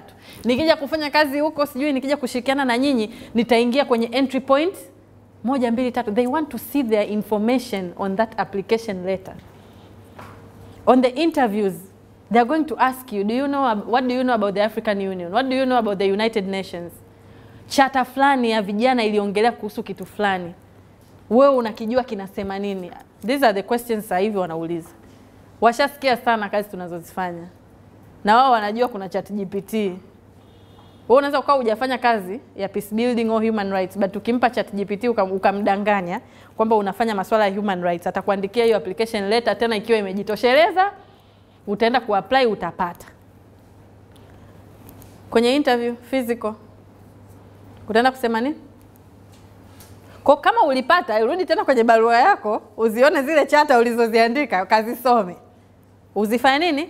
Uzijue. Kwa hiyo kwenye hiyo level, regional level, international levels opportunity, guys, it's all about information. You don't have information, unaweza ukakaa kwenye chumba watu wanafanya discussion, hauna cha kuchangia. Kwa kama una ndoto za kwenda kushiriki katika level za kimataifa, soma kuhusiana na hizo engagement unazoomba. Soma kuhusiana na hizo engagement unazo uko interested nazo.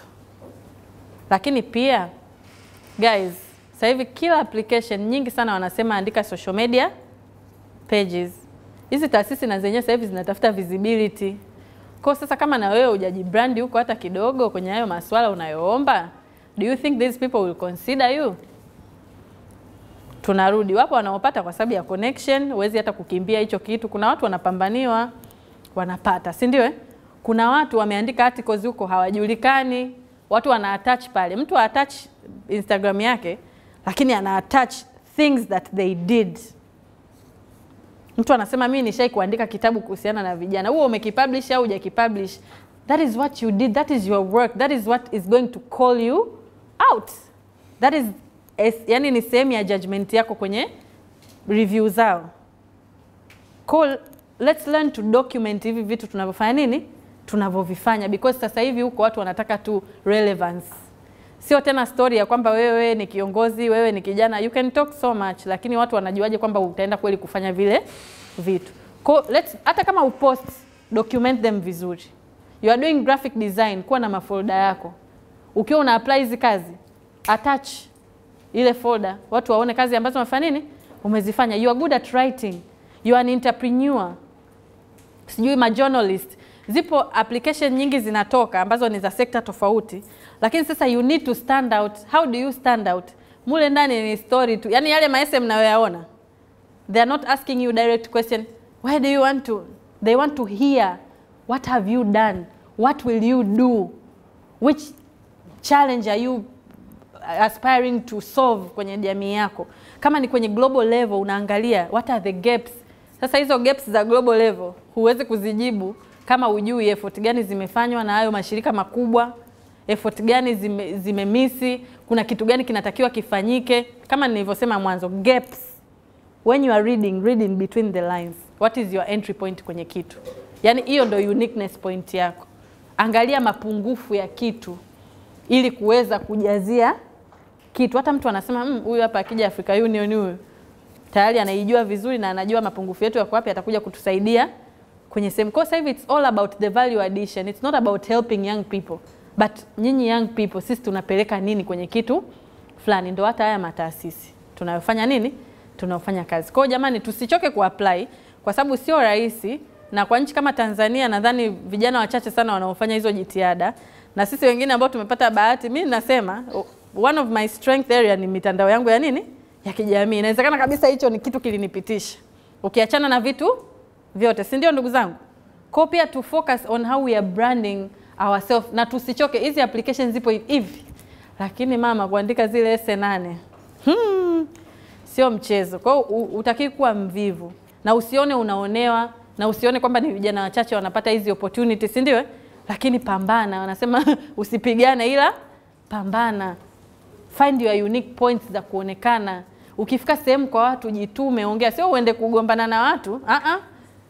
Read about something, say facts. Yani in an approach way ambayo mtu kesho atapenda kufanya kazi na wewe. Attitude nayo sometimes inaangusha sana watu. Unaweza kuwa unaongea fact lakini umekaa hapa. Yani wewe kazi yako wewe ufanye. Mwambie kazi yake afanye wapi, na wala sio kwa kumfokea, kwa sababu si inajulikana. Wewe unamwambia kabisa, jamani mimi nimeona kuna mapungufu haya. Kwa hiyo sio tu kupiga kelele. Yani you are supposed to meaningfully engage kwenye approach ambayo inafanya nini? Inakubalika. Watu wanasoma kila trait ulionayo. Unaweza ukawa una akili kichwani unapata A darasani, watu wakikuona muda wote kiburi, jeuri, yani wewe una tabia ambazo watu hawezi kuishi na wewe. Nani akakuajiri ofisini kwake? So this is the message I'm leaving to you today. Kwa vijana wenzangu, sawa? Tasoma kwa Kiingereza kama ilivyoandikwa. Inasema, this is something I wrote a long time ago.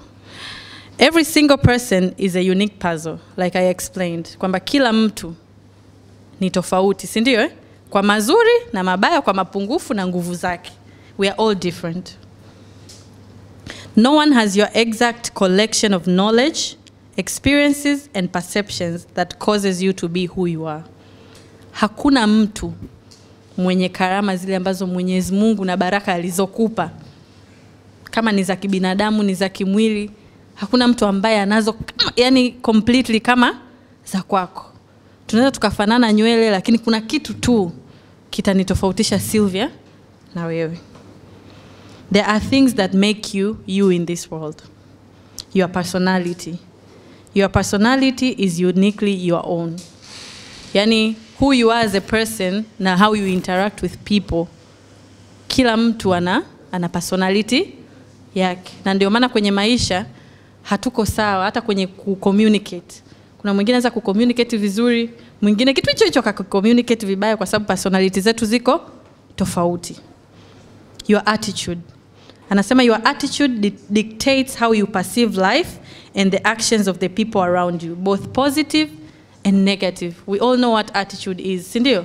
Kwamba the way unavyochukulia mambo, kila mtu ana utofauti wake, the way anavyoona mambo kichwani kwake. Kitu kizuri kwako kinaweza kikawa kibaya kwa mwenzako, na kibaya kwa mwenzako kinaweza kikawa kizuri kwako, na the way utakavyokihendo, alisema kaka pale, respond. Jinsi gani tuna respond kwenye hizi challenge. Kila mtu anayewe ata respond na attitude yake. Kuna mwingine akiwa anapitia changamoto, unakuwa una hasira masaa 24 to the extent kwamba haupati muda wa kureflect ile changamoto yako na kujua wapi unaenda au nini ufanye au nani umfuate aweze kukusaidia. Yani hata ule uvumilivu wa ule muda wa kusubiri utatue hiyo changamoto, huwezi kuwa nayo. Lakini kuna mwingine anakubali kwanza kwamba napitia changamoto na anaangalia ni njia gani naweza nikazitatua. Unaweza usitatue leo au kesho, lakini angalau utakuwa una mwangaza wa nini unatakiwa ufanye au wapi unatakiwa ufanye nini. Yaani utapata ule muda wa kufikiri positively to where you are going. Ndio maana hata kwenye maamuzi tunapopitia changamoto, wapo ambao wanaamua kukatisha ndoto zao kwa sababu tu waliamini kuamini kwamba ile changamoto wanaopitia kwa wakati huo ndio mwisho wa maisha yao. Kumbe there was a way out, but you didn't give yourself time to figure out that way out. Your experiences have the greatest influence in shaping who you are as a unique individual. Yale yote unayopitia katika maisha yako yanakushape wewe kuwa mtu fulani. Ndio maana tunaongelea kuhusu background za watu. Tunakutana shuleni, kazini, tuna tabia tofauti. So angalia wale watu wanaokuzunguka. Usiwatenge wale ambao unawaona wanafanya vitu tofauti, lakini jifunze kwamba kama yeye anachokifanya ni kibaya na umeona kina madhara, basi jitahidi na usijiingize. Lakini kama unaona cha mwenzako kina mazuri yake, basi angalia yapi ambayo yanaweza yakawa nguvu kwako ya kusaidie kufika pale unapotaka. Japo malengo yake na yako yanaweza yakawa tofauti. Your habits. Your actions and habits mostly determine the person you will become.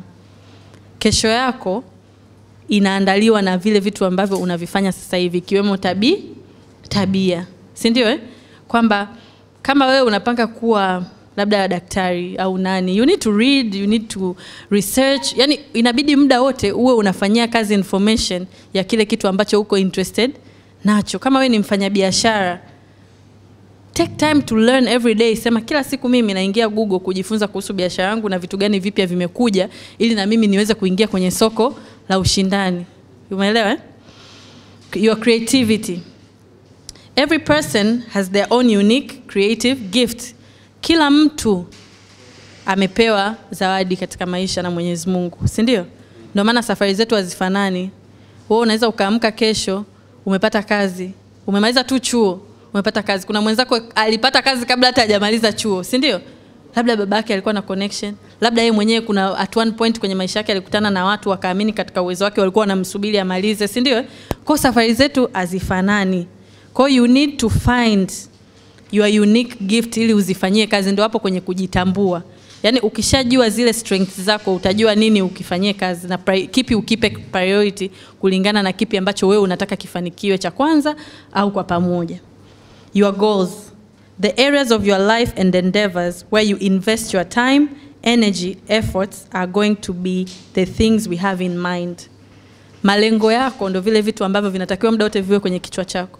For every move you make, you should move to the direction of your goals. Because that's how you build the success to your goals.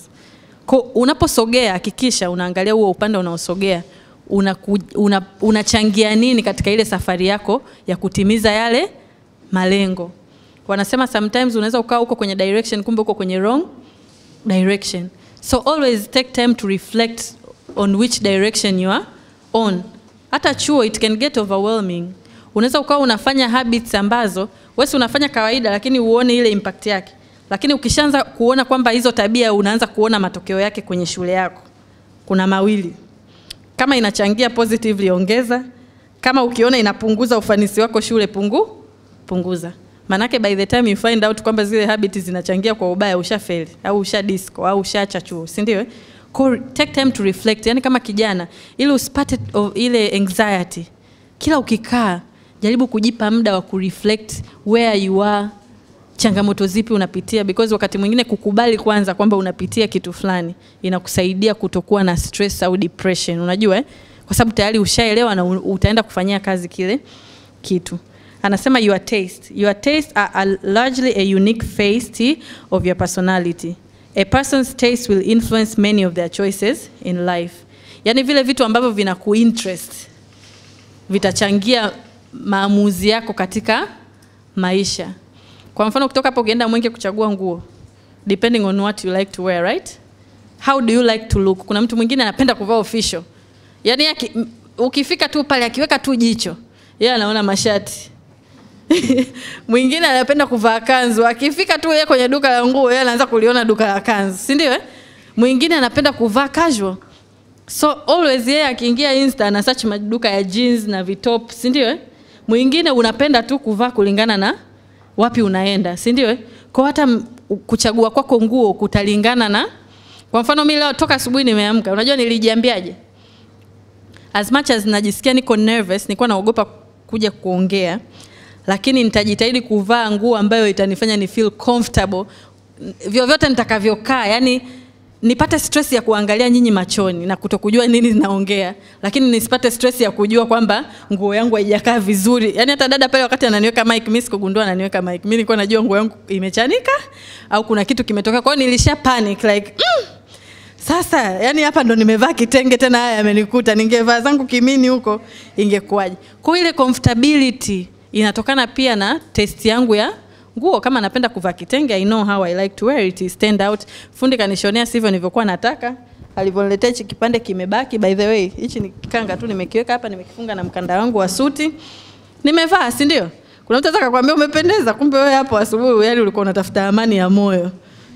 Kuna kitu ulikuwa unakitaka hujakipata, ila lazima ufanye effort zako mwenyewe, si ndio? Yani amani unajitengeneza, inaanza na wewe mwenyewe. Anasema peace begins in the home. The passion, the things that stir the deepest emotions in one's soul can speak to a higher calling to do something greater than oneself.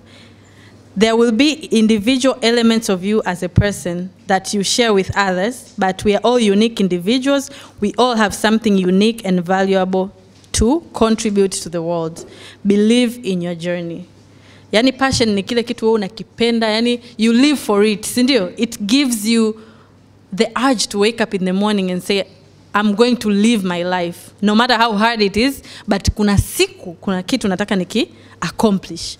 Kwa through ile moto ule unaowaka kwenye moyo wako, utakufanya kila siku ukiamka uwe na sababu ya kuendelea kukipambania, sio kupigana, kukipambania kile kitu mpaka siku utakapopata majibu yake. Kwa hiyo hapa wote kuna vitu ambavyo tunaweza tukawa tunafanana, lakini sio safari zetu.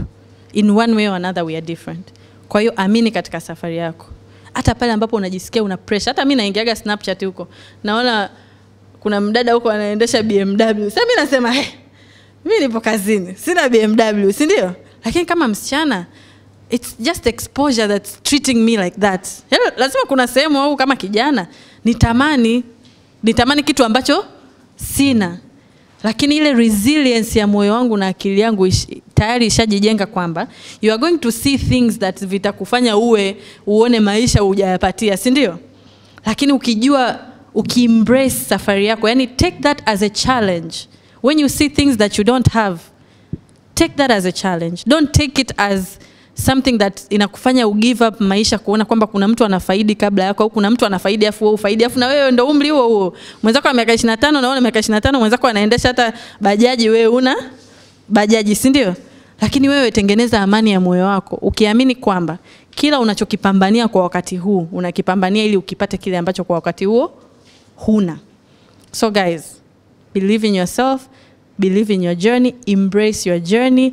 Yani ukiridhika na maisha, sio kuridhika kwamba usifanye kitu, lakini tu ukiamini kwamba hapo ulipo sasa hivi ni sehemu ya maisha unapita.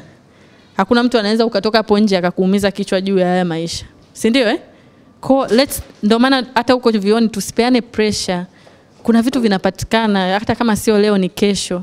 Lakini ndio maisha, yani maisha yanakuchallenge wewe ufanye effort ili upate kitu fulani. Lakini ndio hapo tunapochagua njia mbaya au njia nzuri. Sasa kama unayapenda maisha yako, just choose the right way. And the right way needs perseverance, patience, commitment and efforts. And those are the things ambazo kama binadamu ni changamoto kufikia malengo yetu, kwa sababu ndio vitu vigumu kuviaccomplish. That's why toka nimeanza kuongea naongelea kuhusu kuanza na wewe. Unaweza ukawa umewekewa, wanasema kwenye miti hamna nini? Wajenzi. Wapo mliowaona vioni, baba zao wana ada, wana gari, wanawalipia hosteli nzuri, lakini mtu anafeli, si ndio? Wewe unakaa unasema yani mimi ingekuwa yule. Ndio maana wewe sio yule. Mungu alikupitisha hiyo safari, alijua kwamba utaivuka. Sasa kuivuka it depends on you. Not even God, because he already gave you that chance. So make sure you fight for it. Thank you.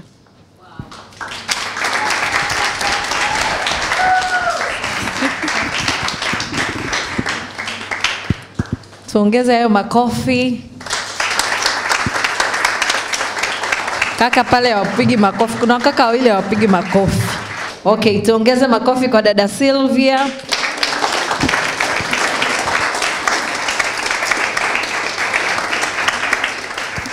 Na for real ameongea vitu vizuri, sawa Ameongea vitu vingi vizuri.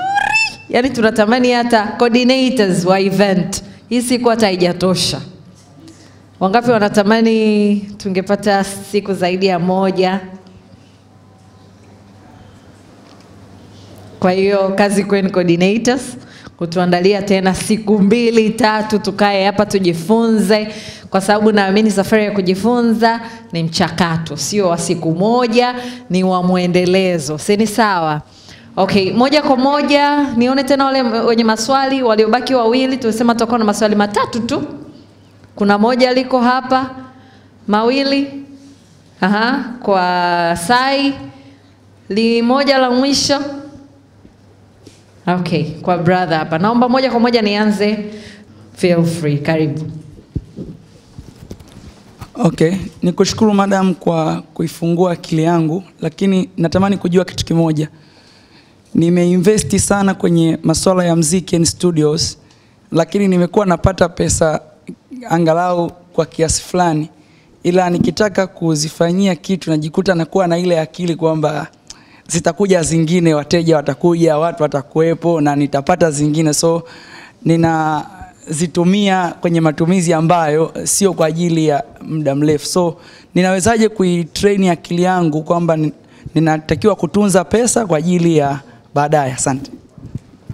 Tutakusaidia, don't worry. Tutakusaidia. Maana hapa yenyewe unayemuongelea naye sio mtunzaji pesa. Anyway. Sawa. Kwanza ongera kwa sababu umeamua kuinvest kwenye kipaji, si ndio? Yaani kipaji chako, ongera sana, na it's inspiring kusikia kwamba hicho kipaji chako kinakupa kitu. Lakini mimi naamini tayari umejua tatizo liko wapi na solution yake ushaijua, because the moment you said umerealize kwamba the money sehemu unayoispend sipo ambapo unaamini kwamba inapotakiwa kwenda, si ndio? Kwa hiyo for me generally just learn to do your savings right. Kama una matumizi yako fulani, make sure unaangalia kwamba je, yanaendana na kile unachokipata. Lakini pia kwenye kama ni hela inatokana na hiyo investment yako. Wanasema mali bila daftari upotea bila habari. Kwa hiyo pia angalia how much are you committing kuizungusha ile pesa kwenye ile investment, kwa sababu haina maana utuambie kwamba unapata hela kutokana na mziki wako alafu huirudishi kule kuweza kukuza ule mziki. So you need to invest part of that money, ile profit unayoipata, kwa sababu wewe ni binadamu, unaishi, ni lazima utakuwa una matumizi mengine, ndio maana unatafuta kipato ili uweze kucover costs zingine za maisha.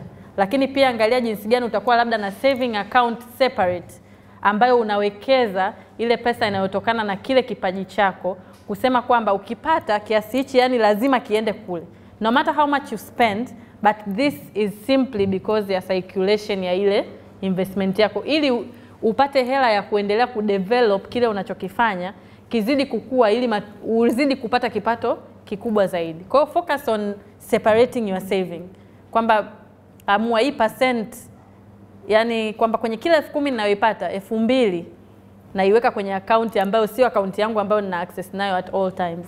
Kwa hiyo ile inakuwa iko pale kurudisha faida na kugenerate development of your investment, and the rest sasa utapiga mahesabu kutokana na matumizi ulionayo, kwamba kama una ofisi, kama una studio, unalipa umeme na nini, utaangalia mahesabu yako kutokana na kile kipato unachokifanya, angalia kipi kinatosha wapi and to what extent, but make sure at the end of the day you also save for that specific business that you're doing separately from all other matumizi.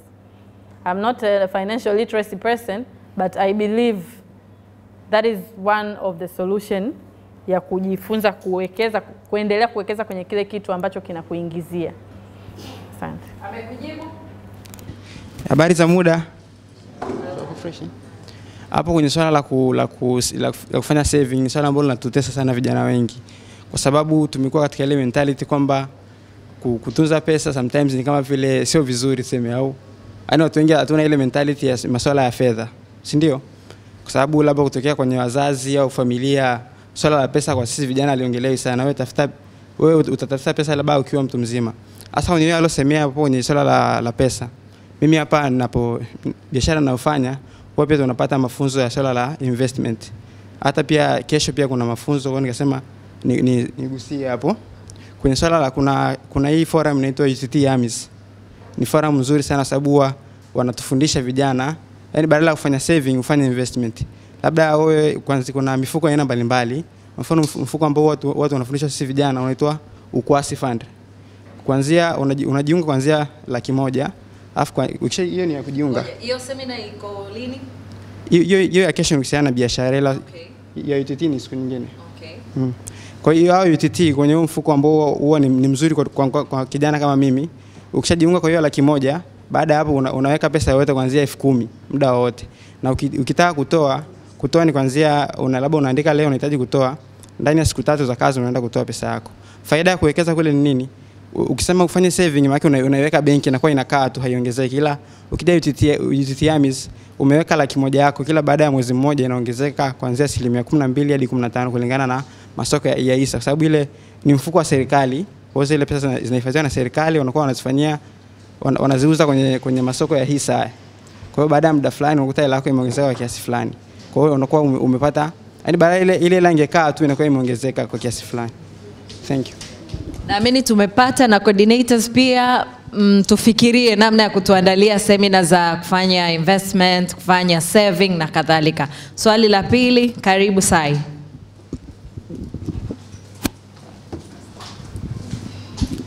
Habari zenu tena. Haya, mimi swali langu napenda kuuliza katika masuala ya digital platforms. Mimi upande wangu natumia digital, lakini napenda kujua ni kwa namna gani Madam Sylvia unaweza kumaintain kutumia Twitter, LinkedIn na Instagram. I'm so focused on Instagram. Niko so focused na Instagram, lakini hizi platform nyingine nashindwa kumaintain. Yani ninachokiposti Insta sawa nimekiposti, lakini kukipeleka huku Twitter au kukipeleka huku LinkedIn inakuwa ni shida, yani nashindwa kufanya hiyo maintenance. Sio kwa namna gani wewe unaweza kumaintain? Okay, briefly, mimi binafsi kwanza napenda kutumia mitandao ya kijamii, yani it's part of my life. Yani ni sehemu ya maisha yangu. Yani nalala nimeishia huko naamkia huko, si ndio? Kwa matumizi yangu yalinipelekea to the extent kwamba now I started to be a professional by experience. Sio by profession ya kusoma. Yani nimekuwa natumia sana to the extent kwamba naaminiwa sasa kutumia, because now I learn how to do it professionally. Ndio maana hata ofisini wakanipa kitengo cha communication because of just the experience ya kwangu mwenyewe personal. So it's not easy kutumia mitandao ya kijamii. It's not easy to create content. It's not easy to create good content, si ndio? Lakini ukishaamua kuwa sehemu ya mitandao ya kijamii, ukishajua ni content gani unataka kuziweka, basi inakuwa kidogo rahisi kwa sababu tayari ushadevelop, yani inahitaji udevelop interest ya matumizi. Social media, if you are doing it just you are doing it, ni ngumu, yani utakuwa mvivu. Lakini kama unafanya kwa interest, kwa malengo, manake you have to exist there. Kwa unachokifanya, kwa mfano mimi the content I post on Instagram, it's definitely the content I'd post on Twitter. Facebook situmii, nayo account but I'm not active on Facebook. I'm not active on TikTok. I'm active on LinkedIn, Twitter na Instagram. X I mean. LinkedIn na kwenyewe yani it's very rare. Yani unakuta labda nikiwa na event au nikiwa na professional kitu ndo naweka. Kwa hiyo sio sehemu na posti kila siku. Japo maisha yangu mengi yanaizunguka kazi. My favorite social media ni Instagram. Instagram yani nitapost. Kwa hiyo issue ni kudevelop interest. Kwa mfano unaposti vitu vya kazi. Umeposti Instagram, chukua ile captions umeiweka Instagram ndefu, si ndio? Ukija Twitter unaiminimize. Kwa hiyo ina maana utachukua ile content ya Instagram, utaiweka Twitter, lakini itabidi upunguze maneno kwa sababu kila social media ina idadi ya maneno chukua. To start, if you are just posting professional stuff, izungusha ile content hiyo kwenye social media zote ili uzoee yale matumizi yake. Baadaye utakaa kwenye mstari ambao utakuwa unajua, kwa mfano labda Instagram unaweza ukapost picha yako casual, ukaandika captions zako unazozijua. Are you comfortable posting the same post on Twitter? Because now that's where the problem comes. You can't be posting everything at once wakati mwingine kama wewe ushachagua kwamba kila mtandao utakuwa una post content ya aina fulani. Kwanza tambua uwepo wako kwenye ile mitandao ni nini, malengo yako ni nini, content yako ni ipi.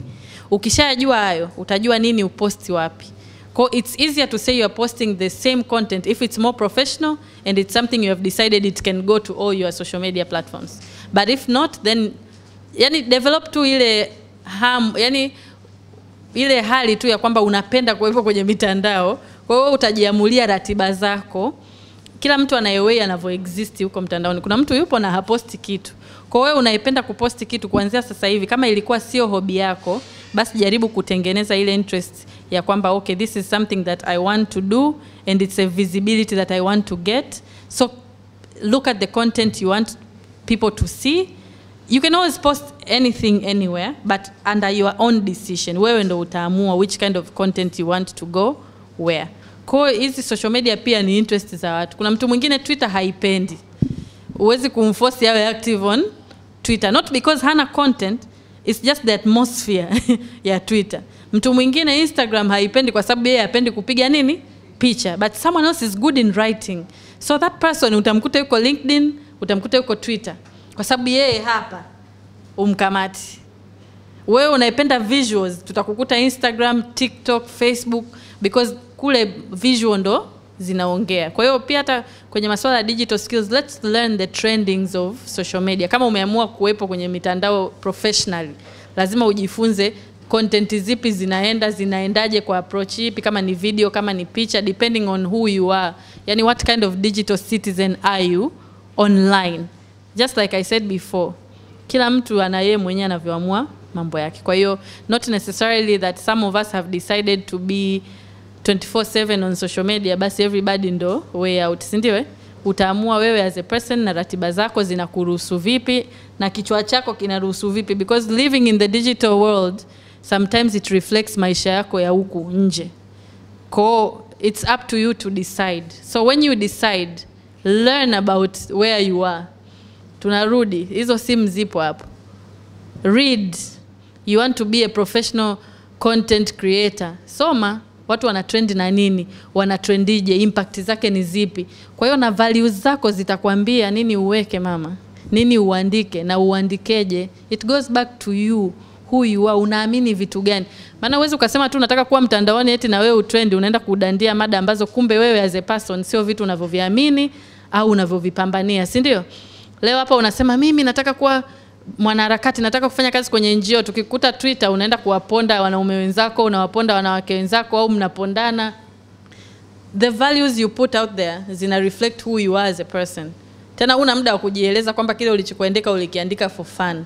Kwa hiyo pia tuwe makini na matumizi, na tunapofanya maamuzi ufanye maamuzi at your individual level. So consequences yoyote itakayokukuta, wewe ndio uliamua ukawe mtu wa aina gani huko mtandaoni. Kwa hiyo unaweza ukajipangia ratiba kulingana na content zipi unazotaka kuziposti, ukazireflect kutokana na wapi unaziweka. Kwa hiyo ukiweka Instagram caption ndefu, Twitter utaipunguza, ile itabaki na maneno mistari 3-4, then it's easier that way. Yes. I hope umepata kitu. Wakati huo naomba Philemon asogee hapa mbele. Hayo maswali mengine naomba tu reserve kwa ajili ya next event ambayo nadhani Philemon atatupatia ratiba. Naomba uandike, yani niko serious. Andika tu swali lako, alafu next event tukikutana tutajibu hayo maswali kwa sababu we are out of time. Ndio tumeisha sana. Tutakiwa kumaliza saa 12 mpaka saa hizi, angalia saa yako. Philemon, karibu sana kwa ajili ya neno la shukrani na kutangazia ratiba.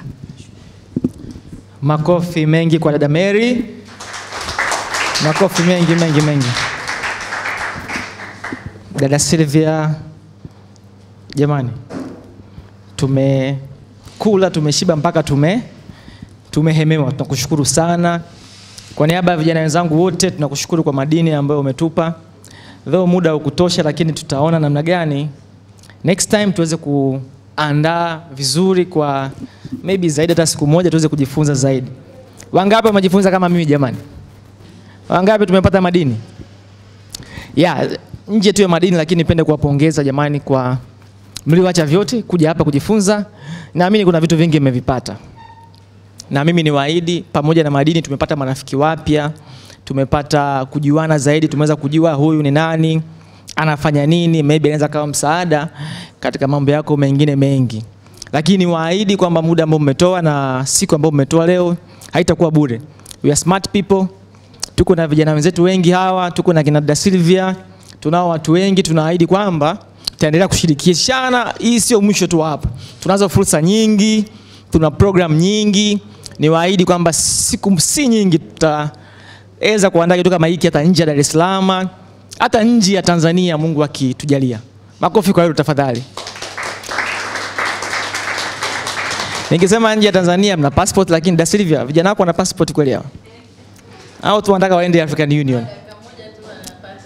No, usisubiri mpaka Da Silvia atumie jamani, kaka vijana 5 waende nao niende nao Addis Ababa ndio uende kutafuta passport.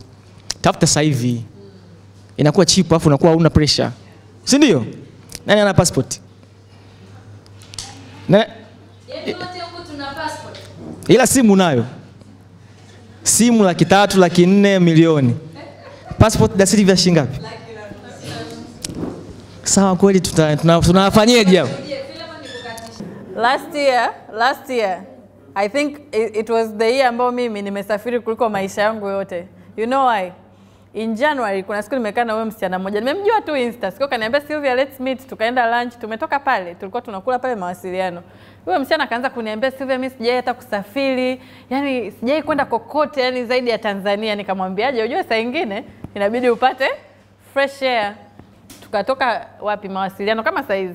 Tukapanda Uber, tukaenda airport, ile terminal 3. Tukaenda kukaa pale kwenye vile viti. Tukapiga story, yani tunakula kiyoyozi kama tuko nyumbani. Yule msichana ananiambia sasa hapa hatuwezi kukamatwa, nikamwambia wewe tulia, si upo kwenye waiting bench. Wewe tulia. Tukakaa tukapiga picha, yani upepo kama wote. Uwezi? Kule ufiki, maana kule mpaka yani ukiona mtu amepiga kule ujue yule anaondoka. So tulivyotoka pale tukarudi, yani tukaondoka tukaachana. Nao msichana sije kuonana naye mpaka leo. Yani tuna chat tu hivi on social media. Lakini mimi hapa that last year I think I traveled more than I've ever traveled in my life. For me it was a testimony kwamba siku mbili inabidi niende airport nikale kiyoyozi. Unajinenea mema. Nipende kuwashukuru kwa mara ya mwisho. Tutaonana tena, tutabadilishana namba ya simu. Tuna kaka yetu mmoja anaitwa mvuvi wa watu, yeye anafanya kazi kwenye taasisi ya scholarships. Kwa dakika moja aje atuambie una kitu gani, inawezekana kuna wanafunzi hapa. Lakini pia tuna dada yetu mwingine, Da Silvia ametuambia kwamba ni muhimu kujua pia lugha mbalimbali. Kuna mama yetu pia ni mwalimu wa Kifaransa. Inawezekana unashinda kwenda Alliance France kujifunza kwa gharama kubwa. Mama yetu pale anaweza akakufundisha hata mdogo mdogo, siku umempa 50,000 ukajua Kifaransa hata basics tu. Muhimu kujua Kifaransa. Si ndio Da Silvia? Huko Afrika Kifaransa kinazungumza sana. Kwa hiyo mtamuona mama yetu pale, muulize inakueje, natamani nijue hata zile basics tu. It's very important. Mvuvi wa watu karibu kwa dakika moja, alafu mwisho kaka Ali ana zawadi ya kutupa. Lakini msiondoke, pia tumewaandalia kitu kidogo kwa ajili ya kuweka tumbo sawa na vitu kama hivi. Blaza na dakika moja. Naomba niitendee haki dakika moja. Nilipanga kuzungumza vingi lakini nawapa mfano mmoja tu ambao utareflect kile tulichokisoma. Umeona tunapopaka rangi hapa tunatumia tunaita nini? Sometimes ni chokaa au ni nini? Ila pia kuna kitu kinaitwa chaki. Tukiwa tunaandika ubaoni tunatumia chaki. Ili ubao ukishajaa tunafuta, si ndivyo? Ila haina maana kwamba kwenye kuandika ubaoni tutatumia chokaa. Point yangu ni kwamba bro, potential yako ni kuimba. Haina maana kwamba ukiambiwa kucheza utaweza. Utaweza, lakini kama ukifiti katika ile potential yako ndio tutaipata tafsiri ya mafanikio. Na huo ni mfano ambao mnatakiwa kuishi nao. Cha mwisho ni kwamba kuna swali liliulizwa, tunapata vipi utajiri? Utajiri unapatikana baada ya wewe kuyapata mafanikio yako, si ndivyo? Yaani mafanikio kama tulivyoambiwa ni stages mbalimbali. So lazima tuwe tuna mindset ambayo ipo bora. Dada amezungumzia mambo ya cycle, amezungumzia mambo ya kubelieve in yourself kwa sababu kinaanza ndani yako. Kwamba wanasema kwamba tunasemaje? The personality of a person, the ways of a person, thoughts, deeds are based around his heart. For what is a man?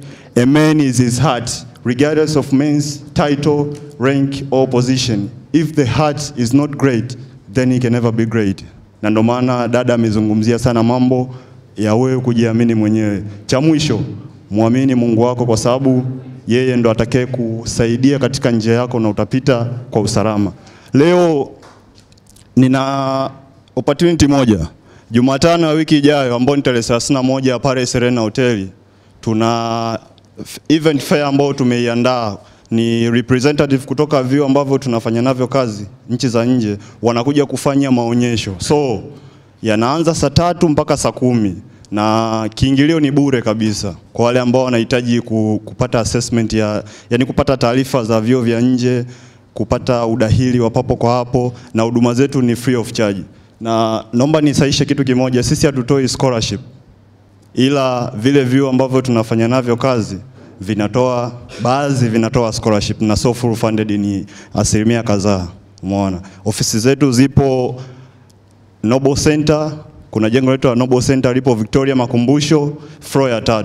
Na naomba bro mmoja hapa anisaidie kugawa vipeperushi ambavyo Jumatano mtakuja na mimi mwenyewe nitawapokea. Na Mungu awabariki na tuzidi kujifunza kwa sababu maisha hayachi kutufunza, kwa na sisi tuzidi kujifunza. Tusirizike kwa nafasi tulizonazo na tubadilishane mawazo, tusiongee na watu wale wale kwa sababu tunavyoongea na watu wale wale tunakuwa na fikra zile zile, hatuwezi kuiona potential yetu. Na niwakumbushe kitu kimoja, it take time and courage to become who you really are. Haina maana kwamba kwa hatua moja ukifanya kitu fulani kwamba nimeamini kitu fulani ndo nitaijua potential yangu. No. Kulingana na mazingira tulivyokuwa. Muona, kuna wengine wamekuwa wakiwa wanazitambua potential zao na kuna wengine wamekuwa hawazitambui. Sasa alichokuwa anakizungumza dada ndo kitakufanya wewe ufanye nini? Uitambue potential yako. Si mpaka hapo mmenipata? Asante sana jamani. Mungu awabariki pia. Asante kakali, wakati ukiwa unakuja kusogea hapa mbele. Okay, habari za jioni jamani. Kwanza naomba nichukue fursa hii kuwashukuru sana nyote ambao mmechukua muda wenu kuhudhuria katika session yetu ya leo, lakini kwa nafasi ya kipekee nimshukuru pia Madam Sylvia kwa namna ambavyo umetuweza kutufungua sana akili zetu leo, lakini pia nisisahau moderator wetu Madam Mary kwa kazi nzuri ambayo umeifanya mpaka sasa. Na pia brother yangu yuko pale ambaye alikuwa anafanya registration na wote ambao umehudhuria hapa. Kwa majina naitwa Ali Hashim kutoka taasisi ya Furkan Foundation. Miongoni mwa ambao tumeandaa hii session ya leo. Machache tu kwa haraka haraka kwa sababu muda umekimbia sana. Huwa tunafanya hizi programs, nadhani brother Philemon alitakiwa aseme ile amesahau. Tunafanya hizi program za vijana kila Ijumaa ya mwisho wa mwezi.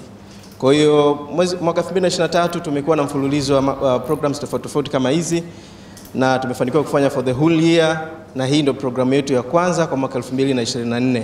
So tunaendelea kuwakaribisha tena.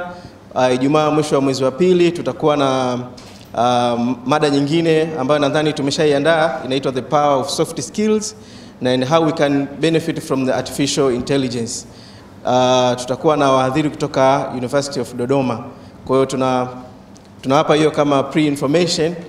Inshallah tutazidi kushare this information kadri tutakavyozidi kupangilia programu yetu. Kwa hiyo tunawakaribisha sana. Lakini mwisho kabisa, taasisi yetu ya Furkan Foundation wameandaa zawadi ndogo, lakini zawadi yetu ni very controversial. Kwa sababu kuna ambao wataona inafaa kwao, lakini kwa wengine wataona haifai. Kama inafaa kwako, iko pale utaipitia. Zawadi yenyewe ni pini, like nembo ya kuweka tu hapa kifuani, kama ambazo tunaona marais wanawekaga, viongozi wa serikali wanaweka na wengineo wanaweka, iko like this one. Brother Ibrahim ameivaa hapo, tunaweza tukamuona, unaweza kaonesha. Imeandikwa Viva Palestina, justice is a stand not a side. Kwa hiyo kwa mtu yote ambaye atakuwa interested kuwa nayo, hii iko pale mezani wakati tunachukua snacks ambazo tumeziandaa, basi pia unaweza ukachukua ya kwako. Lakini kama huko interested nayo pia tunakushukuru kwa kuhudhuria, sio lazima uichukue. Kwa kumalizia, asanteni sana na karibuni sana Furkan Foundation.